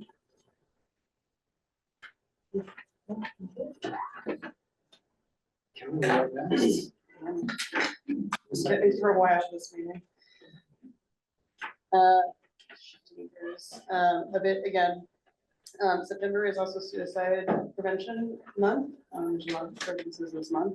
It is also timely in a different way because there are new data released around suicide deaths for the county. So we're going to take an opportunity to just kind of share what those numbers look like. It's certainly a topic that I think continues to be front of mind for many reasons. Last week included, and certainly an issue that affects many of us personally as well. It's an issue that affects me personally. My brother died of suicide last fall. And I'm learning more and more about all of the different impacts and how many people are impacted through that experience as well. It is a hard topic, so I do want to acknowledge for folks that if you need or want to step away, the meeting is recorded. If you want to come back to the content or step out, I'll be available for questions. We've got plenty of our folks in the room too who are much more data experts than I am in this as well, who I'm sure would be available for questions if folks do need to step out and take a break from the content. We're going to go at a very high level with the numbers. The numbers will kind of vacillate a little bit between 2023 data, which is some of the breakdowns in the data that's the most recently available data, and then some of it's 2024 data. So you will see a little bit of that bouncing. Some of it comes from CDPHE's data, and then also some of it will come from Dr. Cannon, our county coroner's recent annual report that was released within the last month or so. I want to recognize some folks that have helped pull this information together. Dr. Cannon did help and offered a lot of her insights into this. Unfortunately, she wasn't able to make the meeting tonight. She's out of state on leave. That also could be a resource for additional information and insights. And then we also have Becky Robbins here, who's from our data science team, who helped from her perspective, and then Sophie West, who I think has joined us online, is our injury and violence prevention epidemiologist. She also coordinates our child fatality review process, which does cross over into youth suicide deaths as well. Next slide, please. We're going to talk a lot of numbers. Every number is a person, and behind that person is a lot of people who loved and knew that person. In 2024, 124 Jefferson County residents died by suicide. And research shows that as many as 135 people are exposed to each suicide death, and as many as 60 people are bereaved or were personally impacted by each death that we see. Next slide, please. Since 2023, we saw an uptick in suicide deaths, both in count and in rate. So this graph reflects the age-adjusted suicide rate for Jeffco in the green line, and in the blue line is the state age-adjusted rates. And the state has been fairly steady over the last 2 years. Jeffco has gone up. We were seeing a good trend going down, but now in the last year, we've seen an increase. Next slide, please. We know these deaths aren't equally distributed. We're doing a little bit more homework around geographic distribution of these deaths to understand how the rate may or may not differ municipality to municipality. But we do see some differences by gender for sure. So 75% of suicide deaths last year were in those who identify as male. We know that youth suicide is a particular concern in many communities, including in Jeffco. And last year, 2.5% of suicide deaths were folks that were younger than the age of 18. And then a place where we see some interesting differences is in the industries that these individuals were connected to. So in Jefferson County, for folks that are over the age of 16 in 2023, which is the most recent year available, we saw the most suicide deaths connected to the healthcare industry and social assistance industry. There could be some relation there to Jefferson County has an aging population. We just may have more folks represented in that industry, but it's an interesting difference. Followed by construction, which is often the leading industry that we see in other parts of the state. Next slide, please. The factors that go into or are connected to someone who dies by suicide are complicated. This is a long list of things. We'll share these slides too, so don't feel like you need to try and read it here. But one of the most notable thing that came out of this breakdown was that in 2023, nearly 3/4 of Jeffco residents who died by suicide had experienced some type of life crisis in the 2 weeks prior to their death. Followed by folks that had a history of suicidal thoughts or who were diagnosed or had ever been treated for a mental health problem. Those are all fairly vague labels that can mean a lot of things. But was kind of striking as we were going through the different contexts around what we know about some of the suicide deaths in the county. Next slide, please. We know in Jefferson County, access to legal means is really connected to suicide and outcome. In 2024, 60% of deaths were related to the use of a firearm, and our rate of suicide deaths by firearm injury is higher than any other county in the metro area. So this is kind of a unique aspect to our suicide data in Jeffco. Next slide, please. I'm sure it goes without saying that stigma plays a huge role in suicide. Both suicide is the outcome, but also someone's mental health leading up to that outcome. For folks that have survived a suicide attempt, stigma can really create a lot of barriers around recovery, accessing care, getting their long-term emotional and mental health needs addressed and met. For folks that are considering suicide, lots of internal and externalized stigma around help seeking and reaching out for help, and how concerns that how they might be perceived if they're having that particular struggle. And then for families who are left behind, loved ones can often carry really complicated grief, internalized stigma and beliefs about what role they may or may not have played in that person's decision, perceptions about how others would view them and their responsibility in that person's decision. And that certainly has been my own personal experience as well. It can be really, really isolating and not as straightforward as potentially losing someone from a natural cause. Next slide, please. But we know these numbers don't have to be like this. Preventing suicide is definitely a multifaceted approach. There's many things that can go into reducing these numbers in communities. We've really seen the importance of community-based prevention strategies, both within upstream prevention, addressing community culture, community coalition building, community resources and community-based resources for mental well-being around suicide and promoting mental wellness. Particularly in Jeffco, as I mentioned, access to legal means does seem to play a really big role in our suicide numbers. We've done a lot of work historically around individual responsibility and safe, secure storage of firearms and utilizing different programs either to secure it in the home or secure it in an offsite location if somebody may be at risk of suicide. And certainly I think in the wake of recent events, conversations are continuing to come back to different policy solutions as well. Many different perspectives about that, but it's certainly something that I think comes back into these conversations in the wake of these large on the public scale events that are happening.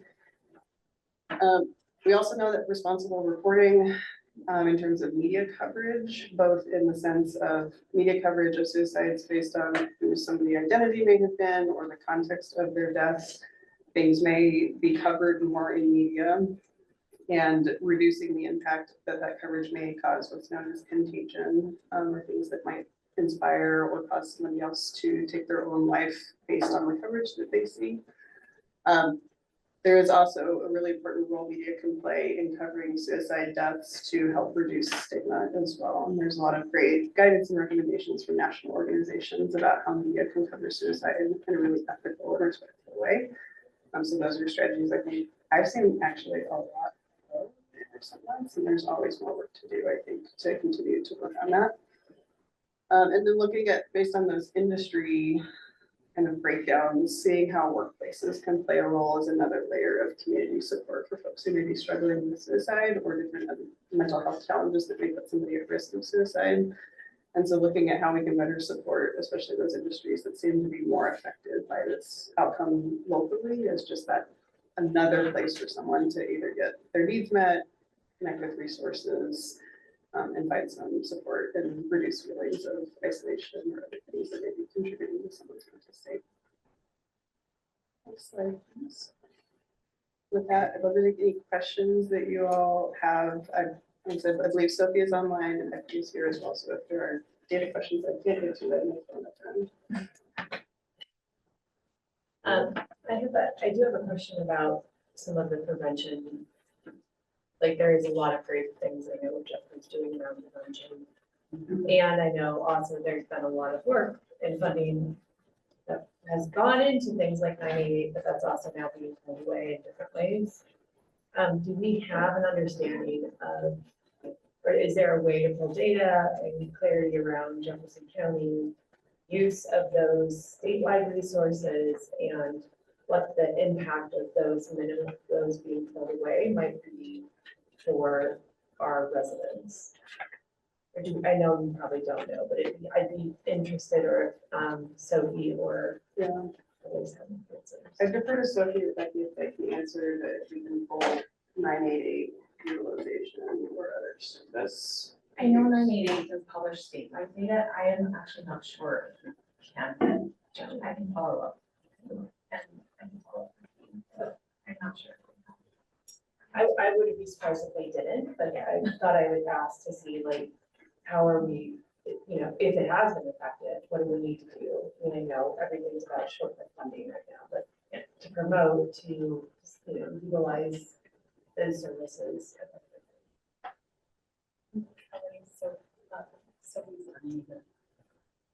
Oh, she's unmuted. Sophie, I don't know if you have I any am. other Hi. Hi. Hi. I'm sorry. I missed the first part about we can get data from the 988 dashboard. That's where I heard after or before it broke up. We can do that. Not have that, but certainly we can do that. And I do believe we can do it at the county level as well. So something we can look into. We've done it in the past, but not super recently. I mean, I asked mainly to know and understand how effective are the prevention methods that have gone and are being pushed out, how they've been. And like, if they are hitting a plateau, what else do we do? And I think you've touched on a couple of those.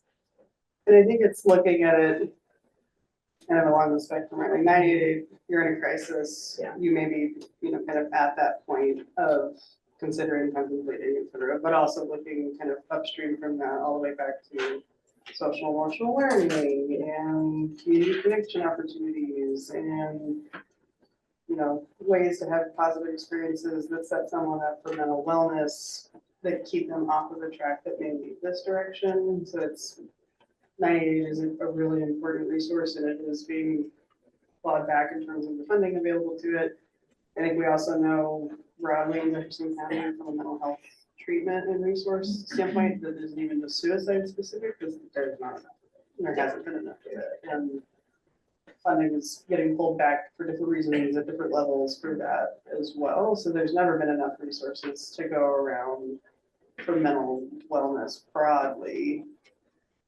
But we can certainly look at pulling through that utilization data and doing deeper dives into kind of strengths and gaps across that spectrum when it comes to suicide and doing more into this. I know, I think as we all went through the different data that we had available, like we kept coming with more questions.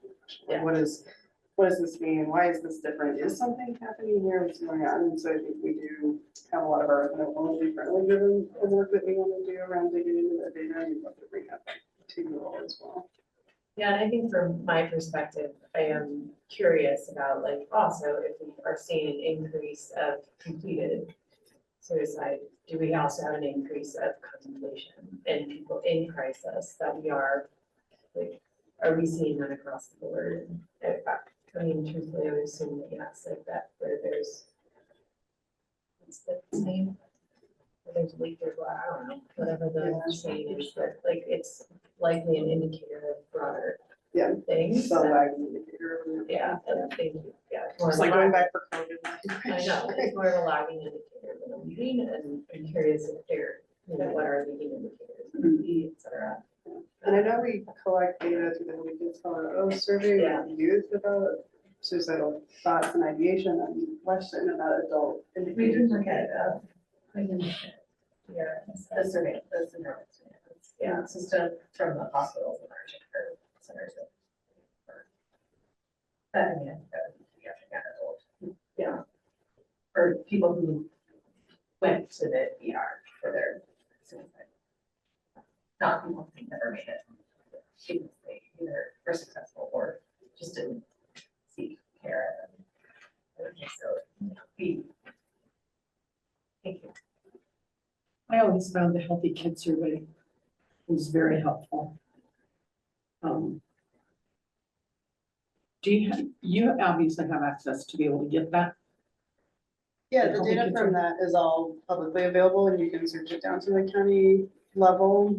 It's available on CDPHE's website, so we can certainly send that to you Very all. helpful. The most recent survey data is from 2023, because they're about to administer this next survey this fall within the next month or two. And then that data should be available sometime in the first half of next year, so we'll have another data point, but that survey is given every 2 years. But the next survey is about to go out, so we'll have another data point soon. And Jeffco Public Schools has participated in that long enough now that we're starting to be able to see trends within some of those questions. It's a really important and helpful time for us to watch it. Go ahead, Sophie.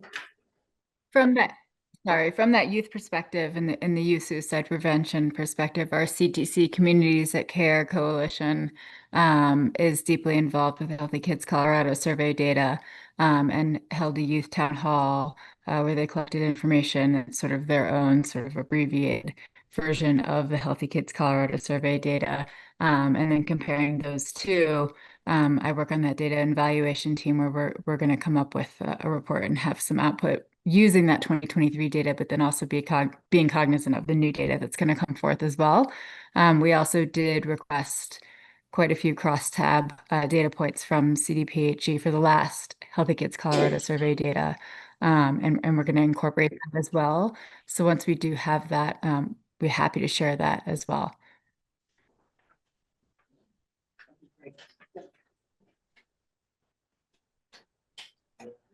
Situation where not enough resources and community cares is great, but not in every school knows programs. You know, where these youth-led programs, they do amazing stuff, but it's not enough of it. Thank you for sharing.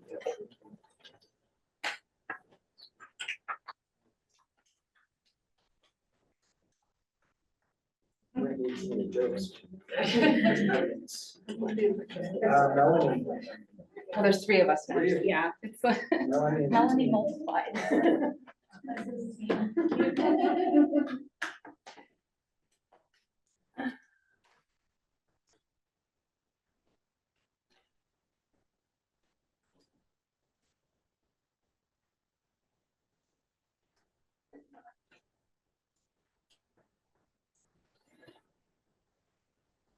Good evening. My name is Melanie Rogers. I'm one of the infectious disease epidemiologists, and here today with me, I do have my colleagues, Joy Richards and Shannon Boone, also on the, and Shannon will start us off. All right, you can go ahead and go to the next slide. Thank you. So on our agenda today, we have our measles response recap, an overview of the 24-25 respiratory season, a summer illness recap, and key takeaways. Next slide. So jumping into our measles response recap, in 2025, Colorado has reported 27 cases of measles. Back in May, there was an outbreak of 10 cases that were tied to an international traveler that had passed through DIA. More recently, we have seen some clusters of cases in both Mesa County and Adams County. And while Jefferson County has not had any confirmed cases, we have investigated over 100 contacts of measles cases. Our infectious disease epi role includes case investigation, contact tracing, and outreach. And we work quickly when we receive notification from healthcare providers of a suspected case of measles, and we investigate and verify if it is a confirmed measles case. We work with CDPHE and other LPHAs to identify county residents who were contacts to measles cases. We evaluate their immunity status, connect the contacts with measles post-exposure prophylaxis, and issue quarantine orders as necessary in high-risk situations. Our team also partners with the immunizations clinic to conduct measles outreach, education, and to our community partners. This has included a local Mennonite church and a residential shelter for pregnant residents and their young children. Collaboration is key. Our team works with CDPHE on case investigation and contact tracing, as previously mentioned. And we also help disseminate CDPHE measles preparedness resources and toolkits to our community partners. We've also conducted measles preparedness plan reviews with our schools and childcare partners. And we meet quarterly with our the health services leadership team from the Jefferson County Public School District. We do this to foster our continued collaboration and partnership. And we will be participating in a new school nurse continuing education day to review infectious disease control, which will include measles as well. Or on the communication side, our team works with the JCPH Health Communications team to keep the JCPH website up to date with timely information and resources. We've created a self-assessment questionnaire of measles immunity to help individuals assess their immunity and if vaccination is recommended. We've also helped create web pages targeting specific audiences and have conducted media interviews on measles at the request of journalists. Some quick note on lessons learned. Our team was ahead of the curve for the measles response, as we had recently updated our emergency preparedness plans for many of the diseases, including measles, before Colorado had its first case this year. So our preparedness suited us well. It helped out. Also, through multiple rounds of measles cases across the Denver metro area, we've identified best practices for a streamlined response to divide work and maintain continuity of operations.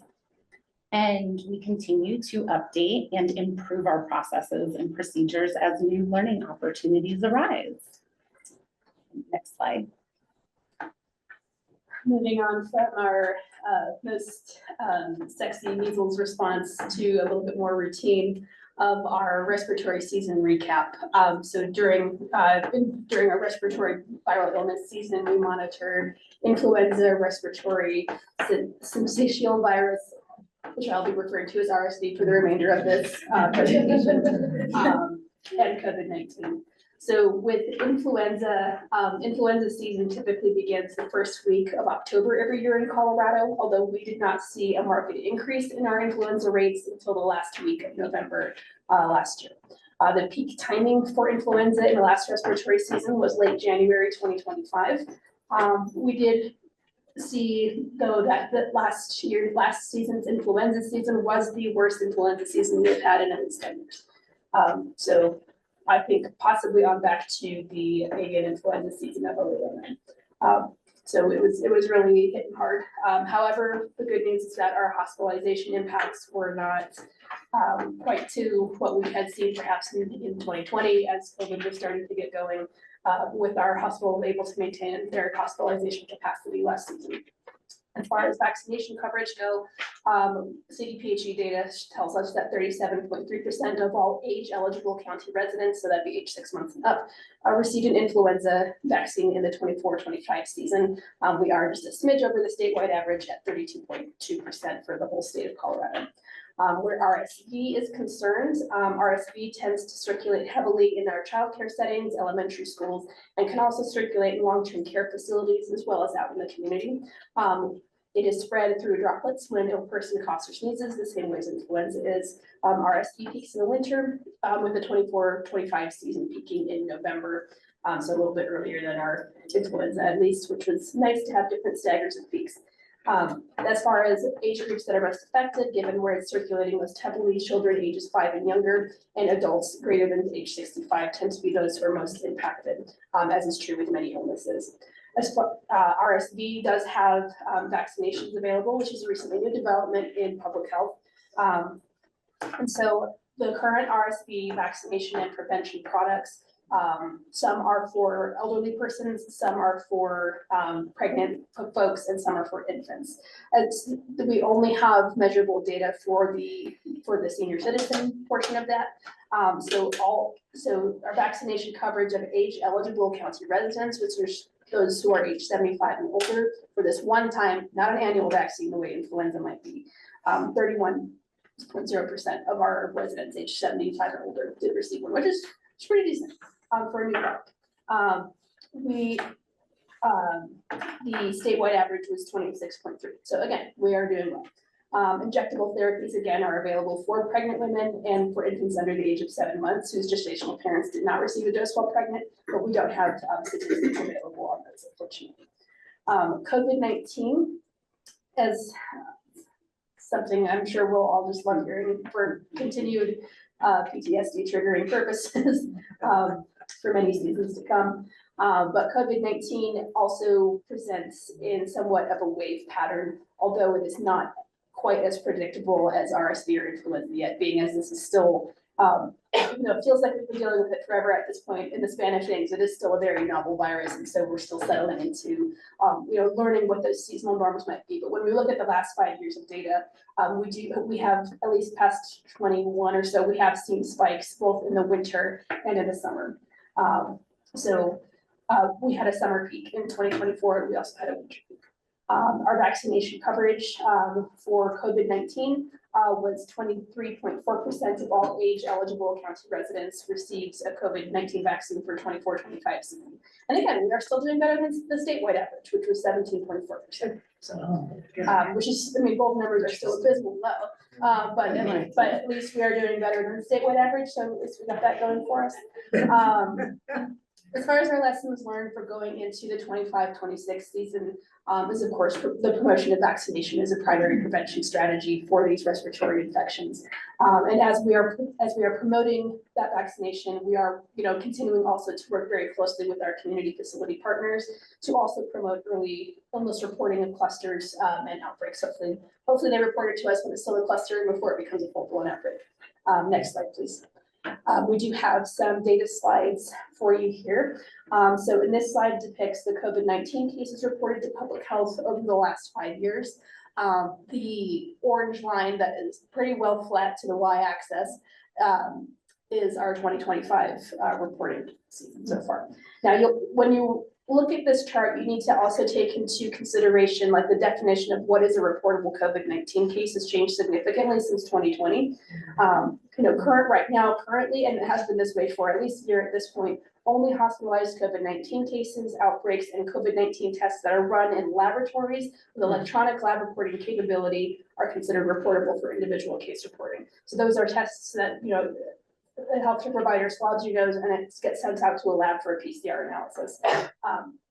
That's what's reportable. So previously, in earlier points of the pandemic, positive rapid antigen tests that were done at both healthcare facilities, schools, childcare settings, long-term care settings were also to be considered individually reportable. Those are no longer reportable, so obviously this data does not capture every single COVID case that might be out there. This is just a small snapshot of that. And also the true number of cases is also likely larger as fewer people seek specifically COVID-19 testing for respiratory symptoms versus the earlier years of the impact, or earlier years of the pandemic. Next slide, please. This chart depicts the influenza hospitalization cases that were reported as public health, organized by year, again with our 2025 year in the orange line that is most visible on the slide. The 2024-2025 influenza hospitalization followed the typical trends that started to increase in October and decreasing in February, which also aligns with our case lines. The case line for 2024-2025 depicted in orange shows that our case numbers go well above the peaks of the previous seasons. It's a little hard to see with the white background there, but the next highest one starts at a case rate of 16 per 100,000, and here we are at January 2024 hitting at 24. So that's pretty significant. So that shows, last winter was in fact as sneezy as we remember it to be. So again, this was the worst influenza season we've seen ever, not just locally, but across the country. Next slide, please. Our RSV hospitalization cases that were reported to public health were more in line with with typical years that influenza was. Again, our orange line is our most recent one, and again, I apologize for the difficulty in the background color there, but the next available line is only a little bit higher than that at 18 in January. So you will see, if you can see it, there is a very large peak between September and December in the 2023 line. Yeah, in the 2023 line. That was a very interesting atypical year when we had RSV peaking far earlier than it normally did. I don't know that we have an explanation for that, but that's that was atypical, and more typical is what we have seen more currently. Next slide, please. And so this slide depicts our hospital and emergency room visits attributed to influenza or influenza-like illness for Jeffco residents. This is also arranged by year, or excuse me, by season, with the most current line being the darkest, most visible one. And it is, again, showing, the surveillance weeks along the bottom is also in line with our cases and our hospitalizations. So just showing, again, a more typical season thus far. Next slide, please.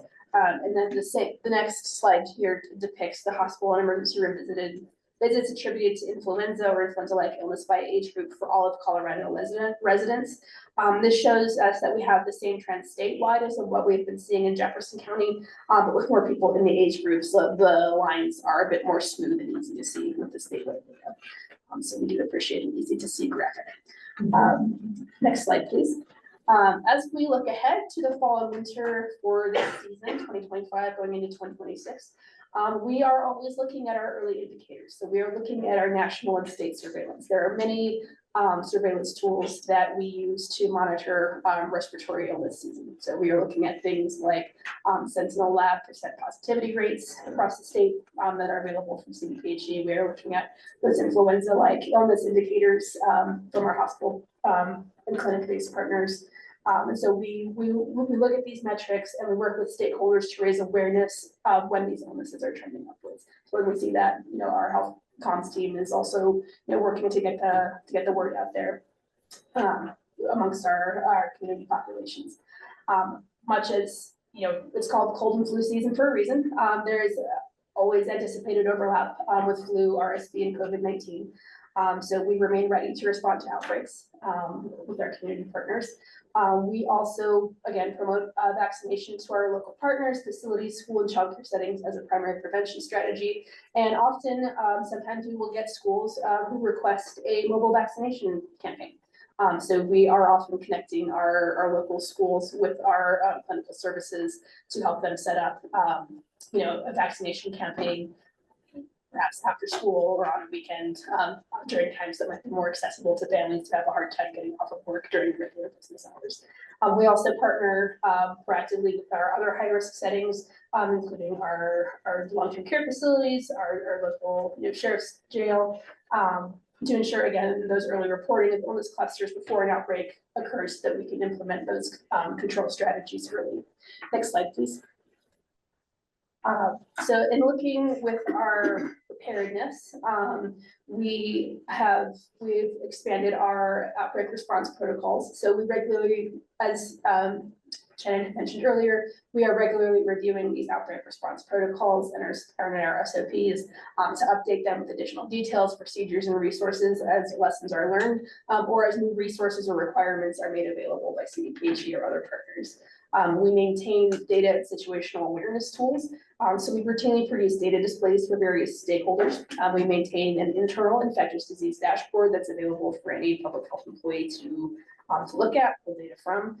Data from this dashboard is also routinely used to develop other presentations, and this one, for our the monthly placemat that we receive from Cody, is pulled from this data display as well.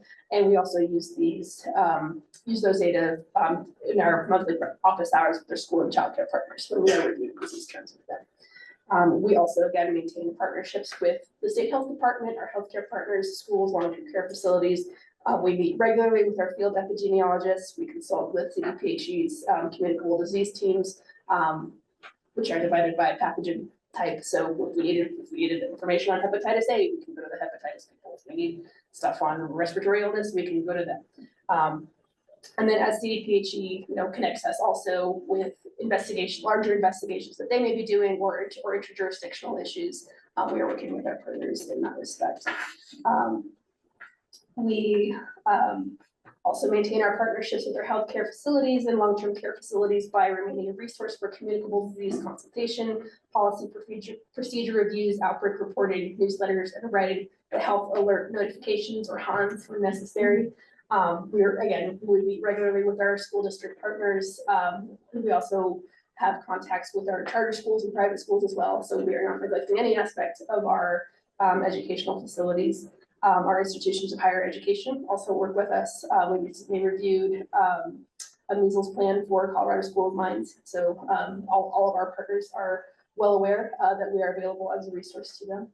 And we maintain a relationship with the Jefferson County Jail for communicable disease consultation and outbreak reporting as a complement to the already established partnership between our clinical services with their syphilis prevention and other programs with the jail. And we have also put together a just-in-time training for other JCPH staff who can serve as surge capacity as needed for measles, contact tracing calls, or other tasks in school. Next slide, please. I will be doing the last two slides. I don't talk nearly as fast. I'm going through the spring and summer illness recaps. As you can see on your placemat, there's information on West Nile virus and hand, foot, and mouth. I'm not going to go over it again, so you guys can read it. So we didn't want to duplicate our conversation. In April of 2025, we had a sugar toxin E. coli or STEC outbreak at a child care facility with 4 genetically connected cases with cross-pathogen involvement. Stool testing was required for the affected classroom, which led to exclusions and cleaning until the individuals were cleared to return.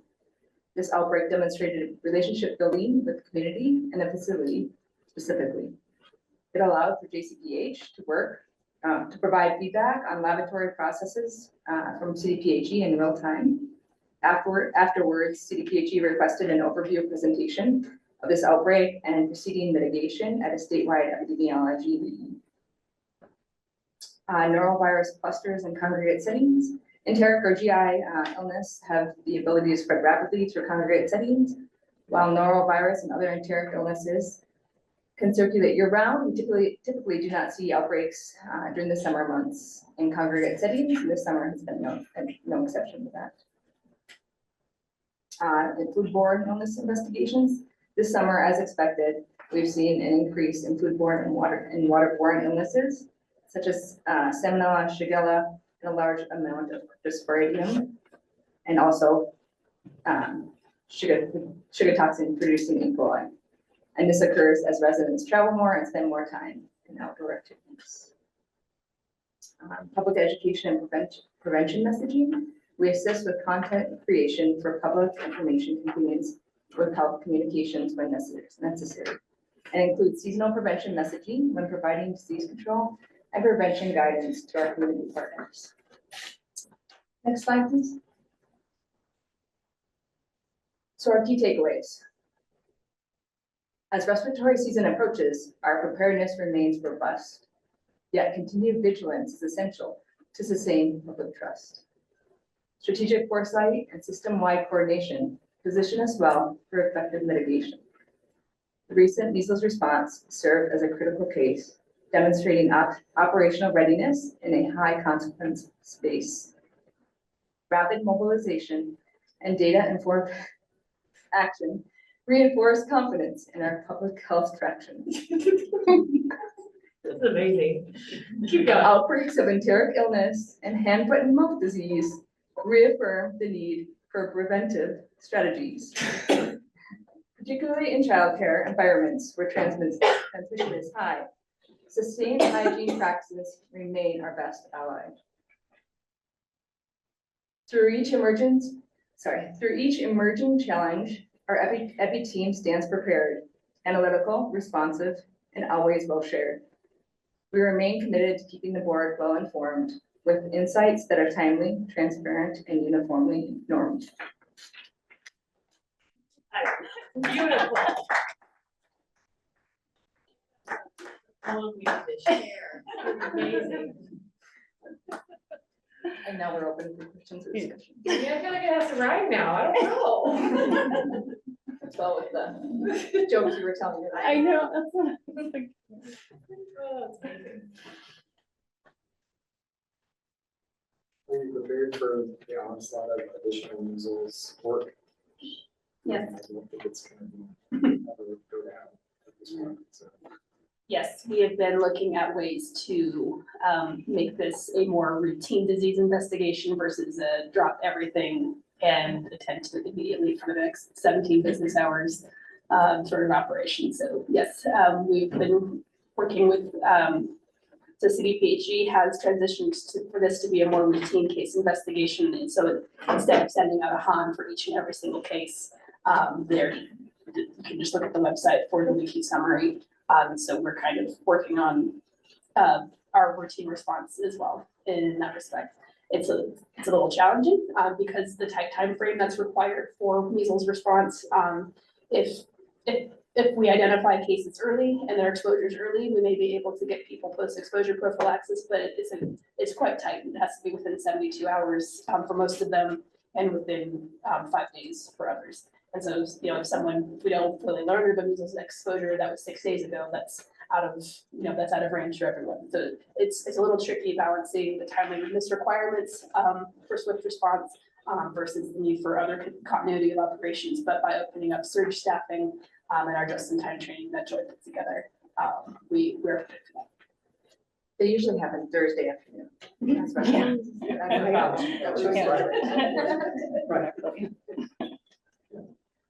How is our vaccination? It's pretty good. One of the other, so the vaccination information that's available is most accessible through school and childcare required immunizations reporting, and our one of our GIS specialists put together an available to the public usable interface where people can see a map of the county and where each school and childcare is located, and they can look at each facility and see the publicly available reported MMR and other vaccination coverages for each one. As a whole, we are, if we look at the county as a whole, I believe the MMR vaccination rate for school-aged children is about 92, 93%. 94, okay. Yeah, okay, pretty good. You know, there's certainly going to be, you know, individual facility outliers where, you know, pockets of population that are not as pro-vaccination may congregate, but as a whole, it's pretty good. have a question. Do you, so I know CDPHE put out the public health alert, or public, what is it, not alert? Order, thank you, the order from Dr. Lange for the COVID-19 vaccine access. Do we have any understanding or anticipation of how that is being understood and implemented in facilities in Jefferson County? Do you mean vaccination providers or? Yes. Dana can speak to that, because she was gonna do that later, so she can do that now. Okay, she can leave. Yeah, come on, join us. Or I can just do it now. Yeah, I'll also say just some nuances for the MMR vaccination rate in particular. We see decent coverage. We're not quite at that 94% coverage rate that we hope to be at for Jefferson Public Schools, but we are close for all students. We do see lower rates among some of our partners, so that's more an area of focus. Specifically with the COVID vaccine, at this point. I just wanted to provide a little bit of relevant background. So back in May of this year, the FDA's Vaccine and Related Biological Products Advisory Committee recommended a monovalent JN1 lineage vaccine, essentially recommending an updated vaccine for the fall 2025 season that better reflected or better matched spreading variants, the current spreading variants at the time. Since that time, Secretary Kennedy has implemented a number of changes or actions that are unprecedented and frankly pretty concerning that have limited vaccine access. Things like that include rescinding recommendations for routine access for healthy children and pregnant women, and then also removing all 17 members of the previous ACIP back in June, and reinstating members that we know have vaccine hesitant views. Back in August 27th of this year, the FDA approved the updated 2025-2026 COVID-19 vaccine, imposing pretty significant restrictions on who is eligible to receive that previously were not there. The critical, most important point that I continue to say until I'm blue in the face is that the science has not changed. We know that COVID vaccines remain safe and effective, and they are one of the best tools we have and to prevent severe illness, hospitalization, and death due to COVID-19. Several reputable professional organizations, including the American Academy of Pediatrics or the AAP, American College of Obstetricians and Gynecologists, so ACOG, American Academy of Family Physicians, continue to recommend those vaccines, and they have reaffirmed the safety and efficacy of those vaccines. Colorado has acted at the state level, as you just discussed. On September 3rd, CDPHE issued a public health order with the goal of expanding access to COVID-19 vaccines, reducing confusion for the public, and really just to protect and promote the health of our Colorado communities. Within that order, CDPHE's medical officer issued a standing order that enables all eligible Coloradans to receive the updated COVID-19 vaccine at pharmacies across the state. So that matters because we know that about 90% of Americans, and that includes Coloradans, obviously, receive their seasonal vaccines, their COVID-19, their RSV, and their flu vaccines at pharmacies. It does leave portions of the population out, so we'll kind of talk about that. In that public health order, it also employs CDPHE to issue guidance and information regarding the safety and efficacy of those vaccines, to coordinate with other agencies, including the Division of Insurance and HICPA, or Healthcare Policy and Financing, to explore what coverage looks like for individuals with both private insurance plans and federally administered plans. What we don't know at this point, the biggest question mark is uncertainty regarding insurance coverage, specifically for individuals who have federally administered plans. Our biggest population is Medicaid, and specifically our vaccines for children recipients. Vaccines for children, that program covers kids who are underinsured, who are either eligible for or receive Medicaid, and any child who identifies as Native American or Alaska Native. So that program administers or covers over 50% of children in the nation that provides their vaccines. That has significant impacts specific to our clinic. In this past year, I just pulled data this morning, so from beginning January 1st of this year through our end of clinic day last year, about 76% of the children that we saw were eligible for PFC. And about 60% of our patients in total, children and adults, received publicly funded vaccine, either VFC or flu. ACIP has historically recommended or followed recommendations by ACIP, and ACIP has not yet met to vote on COVID vaccines. That is coming this week, so they will meet on Thursday and Friday. COVID vaccines are on the agenda for Friday. There are also other vaccines that our recommendations have long been established, and those are being brought up again. Those include hepatitis B and MMR. We expect votes on all three of those vaccines at this current ACIP meeting, and there is the possibility that ACIP will remove or limit access to one or more of those vaccines with those votes. If that happens, we do expect significant access concerns, vaccine access concerns, for families who really do rely on those programs for life-saving routine care. I also suspect that through that meeting, there will be a lot of conversations and headlines around vaccines this week, including rumors and misinformation that will undoubtedly lead to public confusion. So what we're doing, our current status in our clinic, we know that certain pharmacies have been able to, under that standing order, have been able to administer the vaccine. Personally, I know that Kaiser started administering the COVID-19 vaccine yesterday. It's not been a perfect rollout. There has been concern specifically from providers around liability and their coverage if they're administering vaccines outside of federal guidance, because that is unprecedented. Specifically for our clinic, we have ordered private stock of the updated COVID-19 vaccine. We received our initial doses of our 12-plus-year-old vaccine last week. We have not yet received our allocation of our 6-month to 11-year-old vaccine, and we do not have an expected date of arrival for those doses. Unfortunately, VFC and 317 COVID vaccines cannot be ordered until after ACIP meets this week and puts forth their recommendations or their plans. Once ordered, we typically receive those vaccines about 2 to 3 weeks later. So we still have a little bit of time to go before we get those vaccines for our publicly funded clients in clinic. We have been working closely with our CMO team to navigate those changes and adjust our standing orders to administer the COVID-19 vaccine.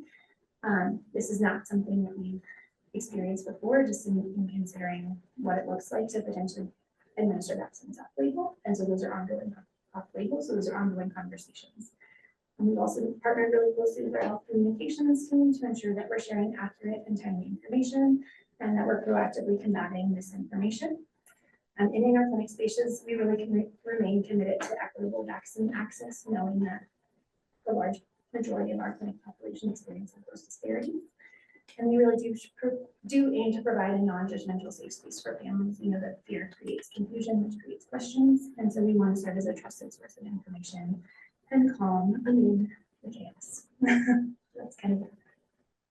Sorry, that's not as quick as I intended. But I'm happy to field any questions. Like shaking. I'm happy to field any questions. Thank you. No questions, just concerns. I echo that. And I'm grateful for the team that they work with and being as proactive as we possibly can, knowing that these are unusual times. I think my only question comes from like a clear understanding from what we know from CDPHE. I know there's going to likely be updates after the ACIP this week to get a sense of, is there action the board has to take in order to support, strengthen, do whatever might need to happen to protect our clinic and the liability we might have to take on in order to do what's right by science. So I know you don't have an answer right now, and I know this time of this meeting is both great and not great for that. I just want us to be aware of that this is an evolving situation that we need, that I do think of as a public health crisis that we are experiencing right now that we need to be on top of and want to be made aware of what we might need to do in order to protect Jefferson County residents and ensure they have access. So it's not, I guess it's kind of a question of like, it's more of like a request of like, we should be thinking creatively around what we need to do in order for that to happen, knowing that we could be in a pretty extreme situation in general. And some of that might not be us and Board of Health, it might be the county commissioners who have to take some action, but it would be good to know as we see things go up. I am learning as I go, Yeah. definitely, and I think so much changes, unfortunately, on Thursday and Friday of this week. I'm anxiously awaiting what comes out of that. I'm nervous for what comes out of it, really. I am heartened truly by the actions that Colorado has taken and the commitment that providers and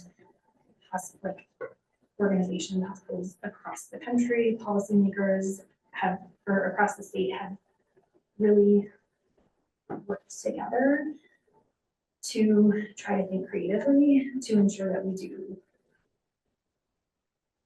can protect our community and maintain access given challenges of it. So I will, as these things develop and as we learn more, I am committed to keeping you all informed, and I appreciate that. So I think that, sorry, just to add in this, the thing I would be most interested in is understanding what other counties, municipalities, et cetera, are doing that we should look to. Because I know other states are doing a lot of things, but I think when it comes to local control state like ours, and I'm not talking just in Colorado, I'm talking nationwide, to get a sense of what they're doing to protect, I think from a legal and other ways standpoint, to ensure people's full access. It's unprecedented, and the same was happening in COVID that was unprecedented in a different way. And I want us to, like Jefferson, we lead the way in a lot of ways, and I want us to see what we can do to lead the way if we can. It's highly concerning, we know it. There's a lot going on this week, and we should be thinking now about what we can do, what we think might be enough to block of that. Yeah. So I know that like our hands are tied, and Well, I think the state needs to continue to play leadership on that. Yeah. Jefferson County isn't a leader, but every county can't create their own content. Right. Sadly, the CDC may not be the source of that. It's really unfortunate, not just for this, for some of the things. So, and there's power in numbers. yeah, And and the state needs to do that, so that all the other counties don't have to try to create positive content for other disease that's out there, especially vaccine itself. and there are efforts, there are grassroots efforts that are there, and I think they're growing.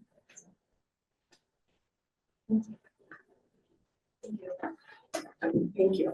thanks for the, I really would like to share that, because that was amazing. It really like filled my heart. All right, time for elections. Oh, Make sure we have a clear candidate pool presented. So we're electing president, vice president, and secretary to take it back further. So. Nomination. Would like to share about interest. well, I would love to be able to step in again once you leave. When I was previously engaged, it was during a very troubling time coming out of it. And there was just so many things that I would love to have been able to do, but it just wasn't the time. We needed to get everybody pulled back together again and get completely away from all the COVID stuff. And so it was just a really hard time. So I would love to be considered to take that president. Hardest role board is being president during. You know, I will say, it's because of the incredible team that we have, that it didn't make it awful. Because the team that Jefferson County Public Health has is amazing, all of the teams. So that really helped. But there's so many fun things that we could do. Well, I would like to nominate Sherry for president. I would second that. Additional discussion. All those in favor, please say aye. Aye. Aye. Congratulations. Madam President. Now, Vice President, do we have interest? I was not interested in the president role. That sounds like a lot of work, but would be willing to step into the vice president position if so nominated. I would so nominate. So there you go. I would second that nomination. Any additional discussion? All those in favor, please say aye. Aye. Thank you. How about secretary? Well, I am willing. Would you consider I continuing? am willing to serve as secretary again. It is such a hard It is. job. It is very time Given the consuming. one meeting that I ran half of, why? I can And do you that did a again. mighty fine job too. Yeah, yeah.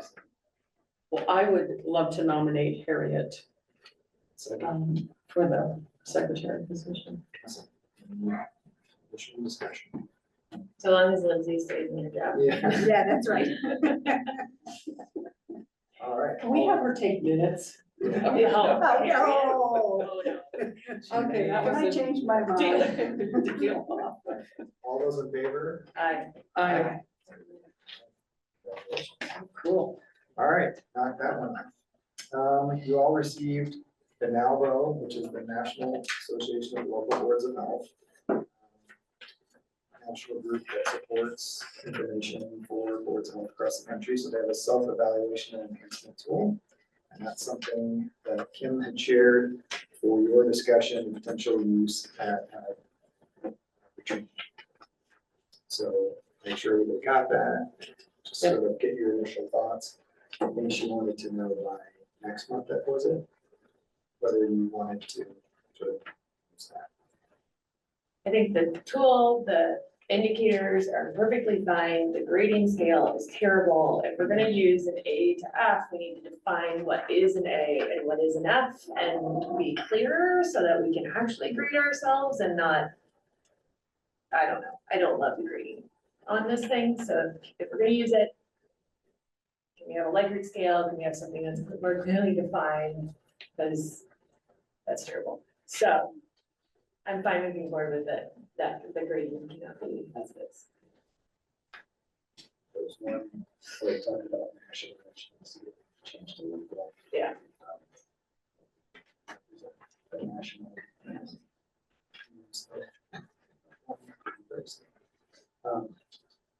Okay. Anyone else, thoughts or comments? So this is something we would be able to really take on and discuss in Yeah, I think- December I when think we, Kim Yes. intends to, that forward with sort of Yeah. facilitating your. I would support it to discuss it and really. I think the intention was that we actually take Fill it out. the assessment before the December Then meeting. you'll be able to- Before the December meeting? Yeah. Well, so given that, I would say please share the feedback, related Sarah's feedback about the rating scale. Right. Because that's absolutely right. We do need a little bit more. Yeah. So what does an A mean? Yeah. Are we grading on a scale? Are we grading on a curve? I don't know. Probably not, but Cool.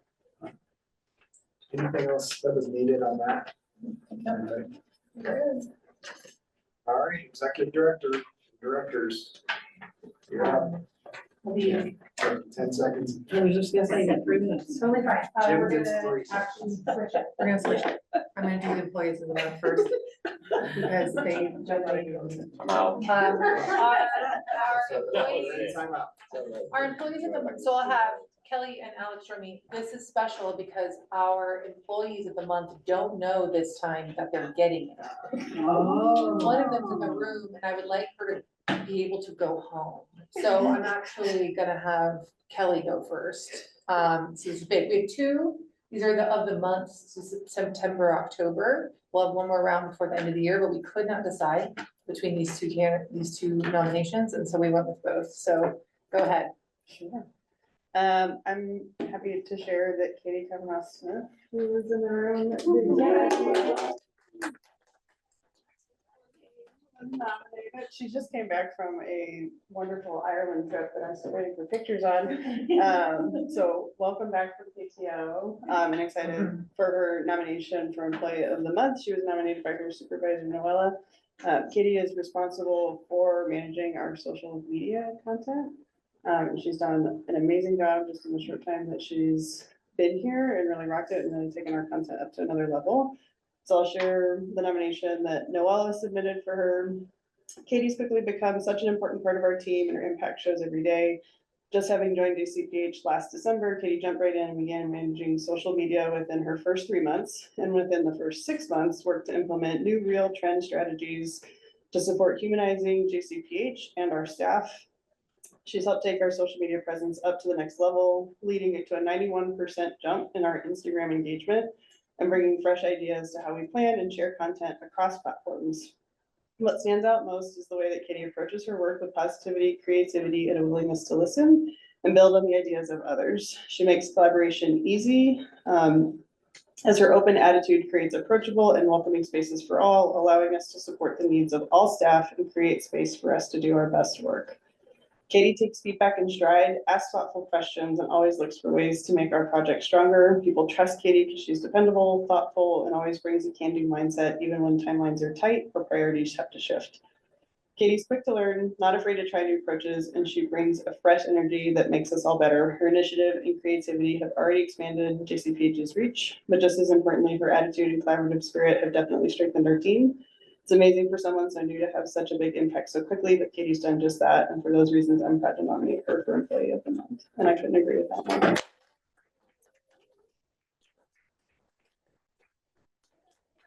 Cakes. Yeah, you get a box of cake. Thank you for talking again. Your turn. So this person is actually online, and yesterday I had asked her could you join the Board of Health meeting, and I can't really tell you why, and she was like, well, that sounds ominous.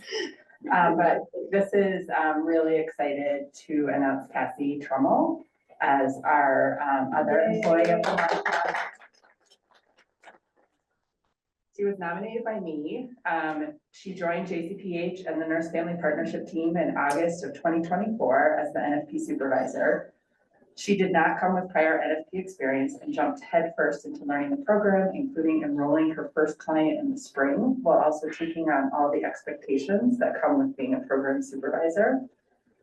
Managing NFP is no easy task. Between multiple data and documentation systems and the many requirements to ensure model fidelity, it can be easy to lose sight of the heart of the program, which is the relationship between the client and the nurse. Cassie has consistently ensured that this relationship remains at the center of all program decisions and practices while guiding the team to successfully meet program requirements. When I asked her team for their input on this nomination, here's what they shared, and I'm sake of time, I'm not going to read all of them, but they're all awesome. One nurse said, Cassie joined NFP a year ago with no previous experience, and she handled a steep learning curve with flexibility and determination. Her forward-thinking abilities help her to quickly see opportunities for growth, solve problems, and encourage the team. She leads with honesty, compassion, and confidence, and she supports the team in improving methods and providing support in all areas. Another nurse shared, during a particularly challenging situation with a client, Cassie took time to support me and my decision making, which helped me feel more confident that I made the best judgment in supporting my client. And then finally, from one of the other staff, Cassie is the kind of leader who makes coming to work feel meaningful. She leads with kindness, clarity, and a calm but enthusiastic confidence that lifts everyone around her. Whether it's offering support during a tough day or celebrating our wins, big or small, Cassie always shows up for her team. And what truly sets Cassie apart is how deeply she invests in our growth. She's constantly finding ways to connect us with opportunities that align with our interests, encourage collaboration, and help us develop both individually and as a team. Her guidance has had a lasting impact on my own professional journey. Cassie celebrates us every step of the way, and now it's our turn to celebrate her. She deserves to be recognized for the positivity, care, and leadership she brings to our team every single day. So a big, tremendous thank you to Cassie.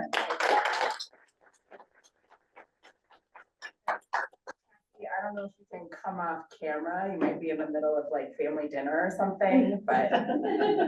Thank you, Alex. Thank you to my whole team and thank you to everybody. I don't know if you guys can hear me or not. I'm just driving home from hockey practice.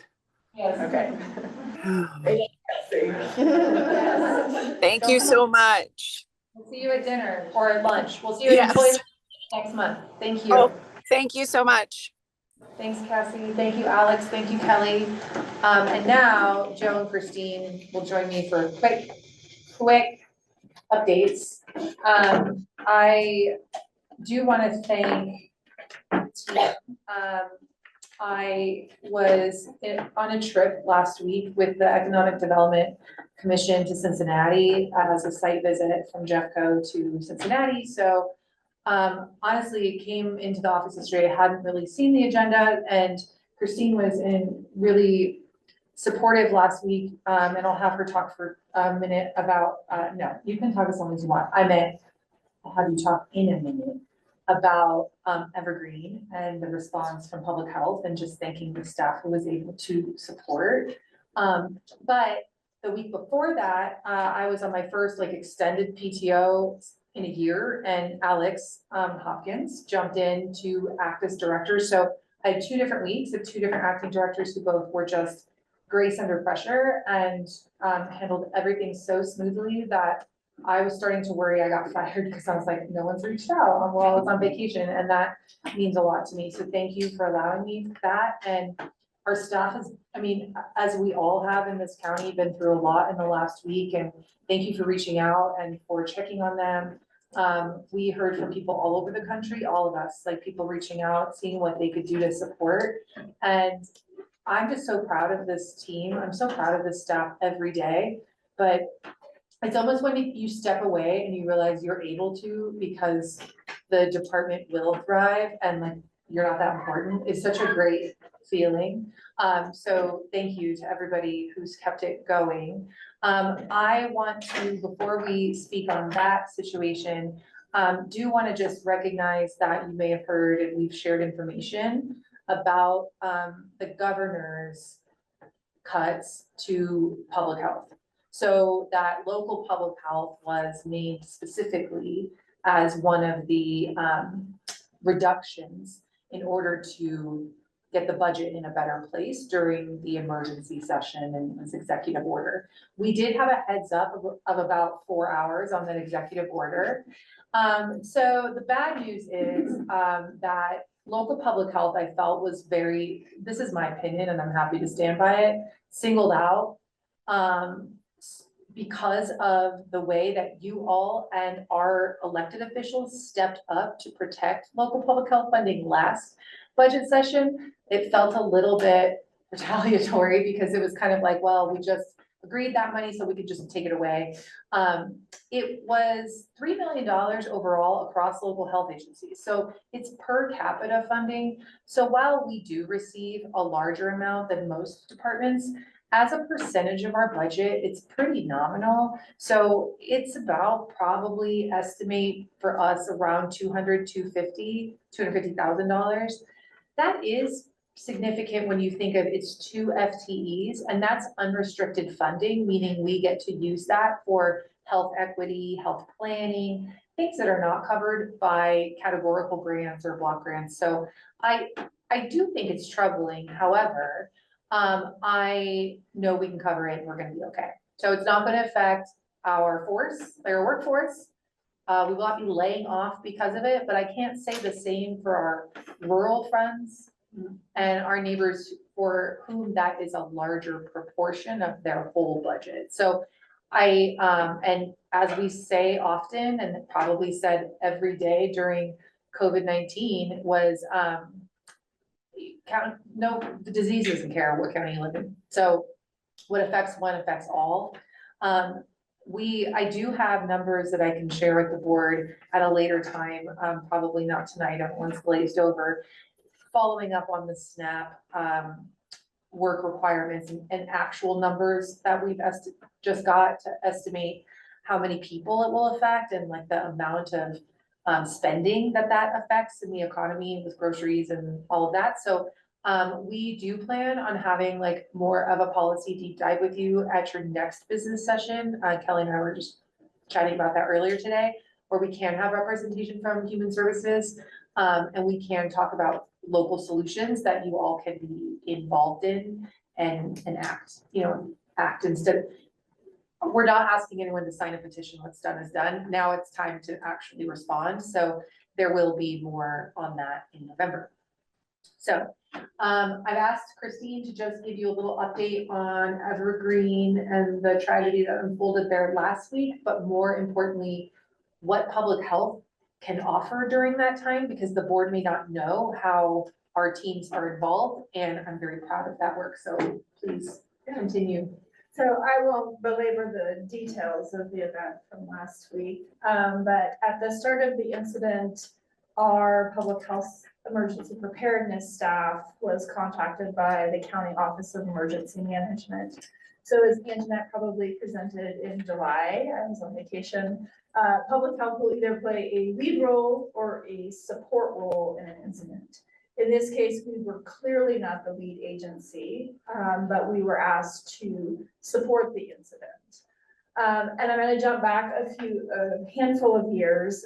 At the end of the major response to the pandemic, one of the recovery pieces that we did was a lessons learned survey, resiliency survey with youth, led by youth across the county. And some of the feedback from that was that youth wanted to be involved in decisions that public health was making. And they knew that they may not like the decision, but they wanted to know that they were in the process was transparent, and they felt that if that was done, they would hold a greater stake in helping public health carry out whatever that decision was.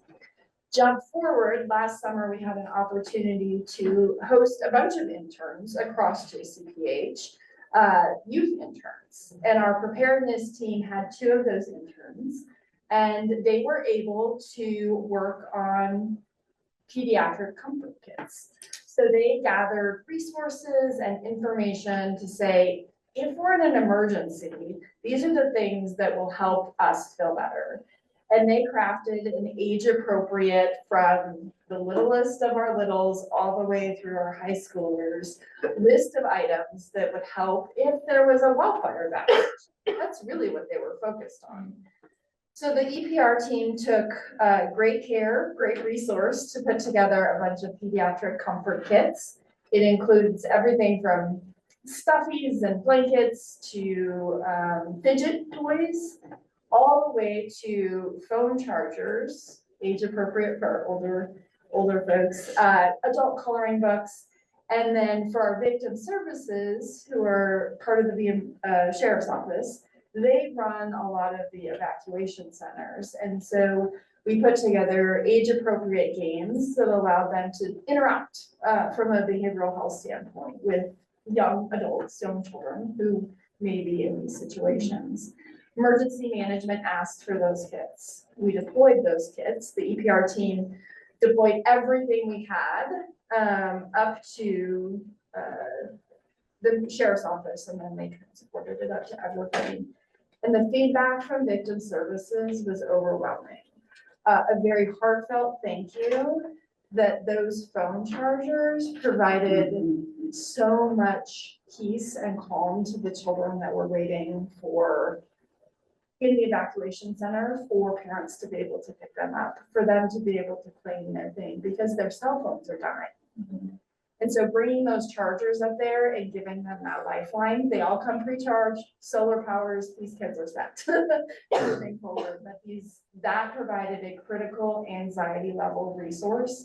The fidget toys also became very appropriate. And then even the little pediatric things, as the students came back the next day, and family members came with them, either because they had to or they wanted to, that resource helped with the full family mental health capacity. So the team was very thankful, and it became full circle from a survey to youth to actually deploying the items. And Donna Beverett told me today that she contacted one of the youth who now goes to the Colorado State University, and gave her the information, and relayed to her that they were actually deployed and the feedback that was received. So, thank you. Yeah. Very cool. So amazing. So I'm glad you got to hear that. Even though it's late, I do think it's important to lift up, just, it may feel small in terms of response, but it's a really beautiful thing that we do to be prepared for all things. So thank you. Get out of here. You're done. Great job. You can stay. Okay, yes, okay. You stay here. You stay here. Joe, I know what you're dying to hear is an update on the budget. And that's what you're gonna get from Joe. Yes, I want to just take a moment to briefly update the board on the budget timeline, reminder of where we are in the process. So following the presentation of the July Board of Health budget presentation, we submitted our budget to the county, to the commissioners, presented our budget, our operating budget to the commissioners. As a reminder, we're roughly about 10% of an increase is what we're asking for, where we're at with that process, or where we're at with our numbers. What we're waiting for is the budget office to compile the proposed budget for review with the county manager's office. The budget will then be presented to the BCC during a public meeting on the 21st of October. So that's kind of where we are in that holding pattern. The reason why I wanted to really focus in on this timeline is because what's in store for the Board of Health. The commissioners are anticipating adopting or voting on the budget, the county-wide budget, on the 18th of November, which so happens to coincide with the next Board of Health meeting. We would like to present the budget to the Board of Health and allow for some time frame for the Board of Health to review and have any questions before a formal vote would be requested during the December timeframe, during the month of December. Because public health is such a small portion of the county budget, I don't imagine there to be many variances, many concerns with our portion of the budget. So what we may be on hold for is for other items to be addressed, other discussions to pursue before the finalized version comes available. If that is indeed the case, we would still like to move forward with presenting the budget, the public health budget, to the Board of Health, and still keeping with that timeline. I will say, with where we are with the budget process and the conversations we have, I'm feeling very good about where we are and what we're asking for. I mean, these are not items that should go unnoticed. These are in line with where we are moving as a department. So, although very tired, still very optimistic about what we are presenting, what we're asking for. So just want to make sure the board was aware of that timeline and expecting that to be part of the November and or December meetings. Can I add, thank you, that was great. I want to clarify that we heard you in previous years before me, but also last year, you would like some more time with the budget. So as a reminder, and I think it's especially useful when new-ish, that the budget from the county level is saying, like, here's your whole budget. What we present to you is our operating budget, which you are legally required to approve for us. That's much more detailed than what the commissioners, they're not line item striking things out of a budget. We said this is how much health needs to do our job. And then in the draft budget that the budget office puts together, they take the BCC's feedback and adjust those numbers so they all balance out across all the departments. I can say with full certainty, no department got everything they want. And so it's really just a matter of, we have an idea of the numbers to work with. We are going to present you an operating budget the same day potentially that full county allocation is solidified. That will allow us to start now. We've already started. Selma and Joe, and we have a draft operating budget. Now we have some numbers to work with. We'll have to move some things around. So the three of us and Salma we'll be working on the operating budget in detail to have ready for you in November to review. So we will present that to you, give you the highlights, hand it over to you to review for a month. You do have a retreat scheduled in September, which we can add on a simple 30-minute session that is new business. We've put it to public notice for you to vote and approve or reject our operating budget for 2026. So does that sound like an amendable plan? That'll give us enough time. That'll give you 30 days basically to review. I'm happy to meet one-on-one. I know Joe is as well, to answer any questions that you may have and dig in deeper. So please, we are all yours, aside from the week of Thanksgiving. You're on your own. So don't look at it over Thanksgiving, do it after Thanksgiving. So that, thank you. And we are not at liberty because everything's in draft to give you numbers or like, what do we get? We're not getting, it's not even about the things or the services. It's the whole lump sum, which will allow us to be very flexible, which is exciting. But I feel good, Joe feels good. We all feel good. We're very confident. We're gonna thrive next year and I'm really excited about that. So thank you for all your hard work. Scram. The last but not least person, do you have anything else? Do you want to scram too? You can stay here? I think Scram back a row. It's totally up to you. I don't care. I just, Jim's gonna come up. Mr. Drager, would you come forward Oh, to yeah, the so front of the this table here? This is the whole thing. We have to honor one of our leaving or our board members. I've known Wayne for 25 years, probably close to 25 years. We've worked together for 25 years. We actually have a few things in common beyond just the love of a sandy beach and a good glass of wine. But we're both Chicago kids or Illinois kids, close to Chicago. He worked in Chicago area for a while. He went to U of I went to ISU. I got an EH degree. He got an engineering degree, but he came to his senses later on to join the environmental health world in Boulder County. We both got our starts in the public health system in Illinois. Oh, wow. And, but he was a state guy, I was a local guy all the way from the beginning, but then again, he came to his senses when he moved. I worked in Davis County, I helped him. Okay. We're both former CHA presidents. We're both fellows from the Rye Health program, leadership program. And we both served on boards of health, which is a really fun thing to go through.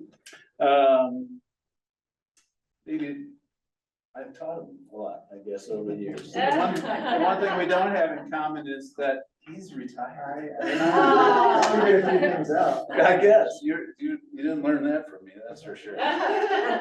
Okay, but during the last 10 years, we've had contentious variance hearings, a number of them. We've had lots of local residents around our OW regulations.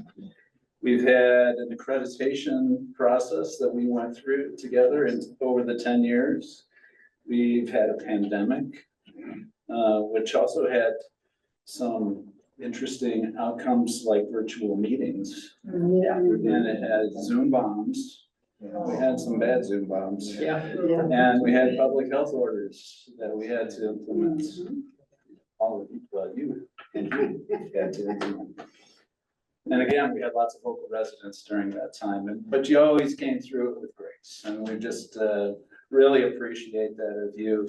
We've had a couple of ED changes, executive director changes. We've had leadership by committee, for a few years of that. So we've had many challenging issues and even more programmatic highlights and definitely some significant accomplishments over the year, which you've played a big role into. So we want to thank you on behalf of the leadership team and the staff. I was hoping for a photo op, but the comms team left. Yeah. We all have cameras. We'll do it after. So on behalf of the staff and the leadership, we want to offer you. You have to open it now. All right. Open it on public record. Open it.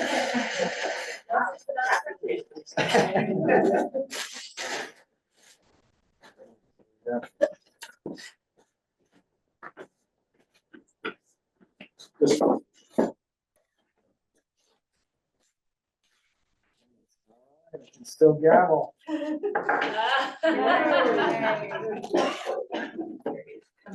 My kids corner. Good luck. Lane Drager, Jefferson County Board of Health, years of service, 2016 to 2025. Wow. Thank you. Thank you very much.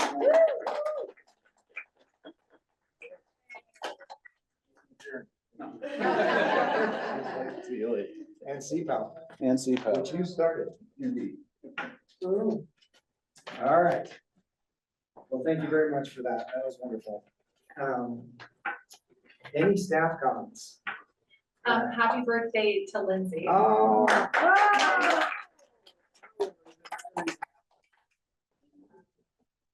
Happy birthday to the person that's kept everything running. So I don't think I could have stayed on the board for 10 years without someone like Lindsay. So that's for sure.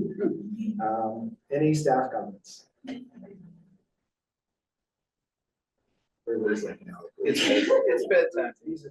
All right, Board of Health comments.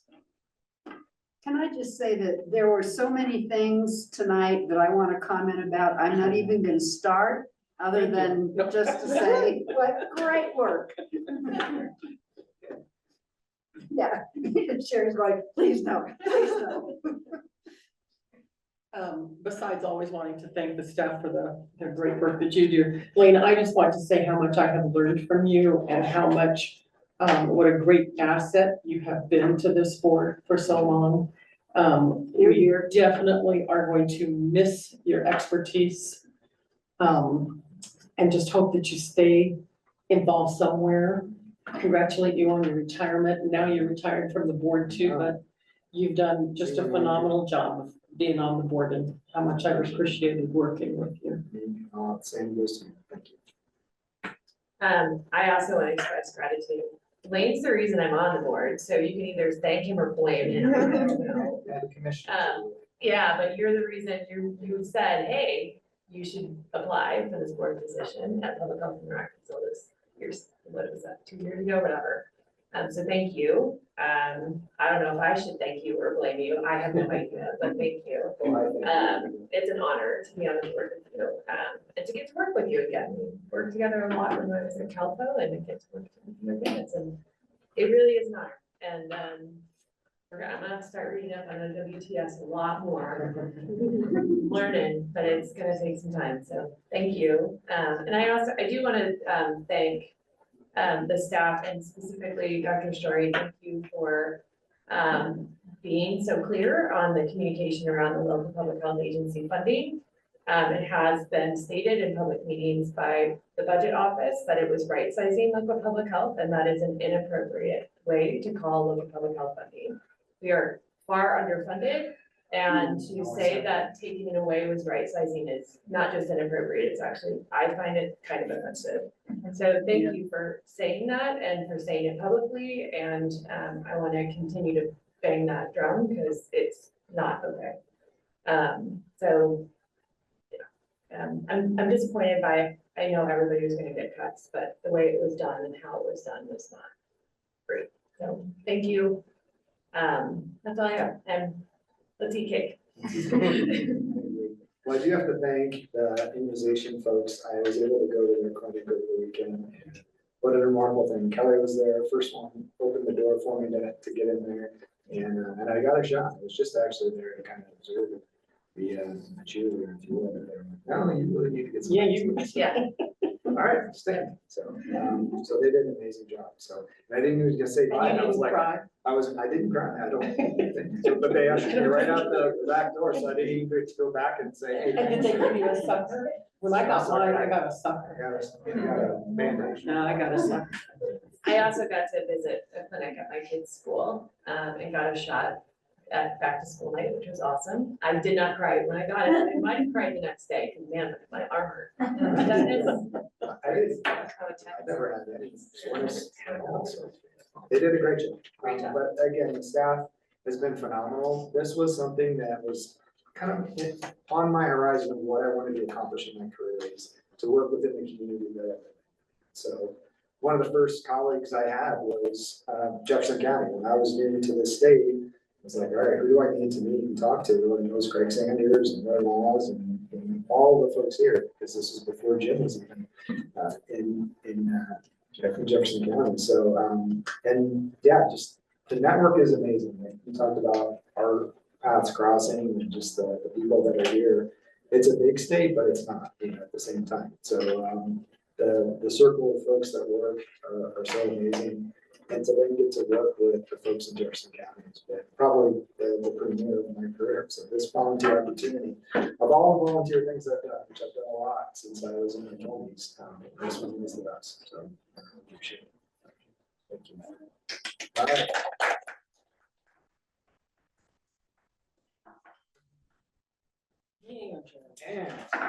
Oh, yes, I've always wanted. Oh, you know, they never would let me be the chair.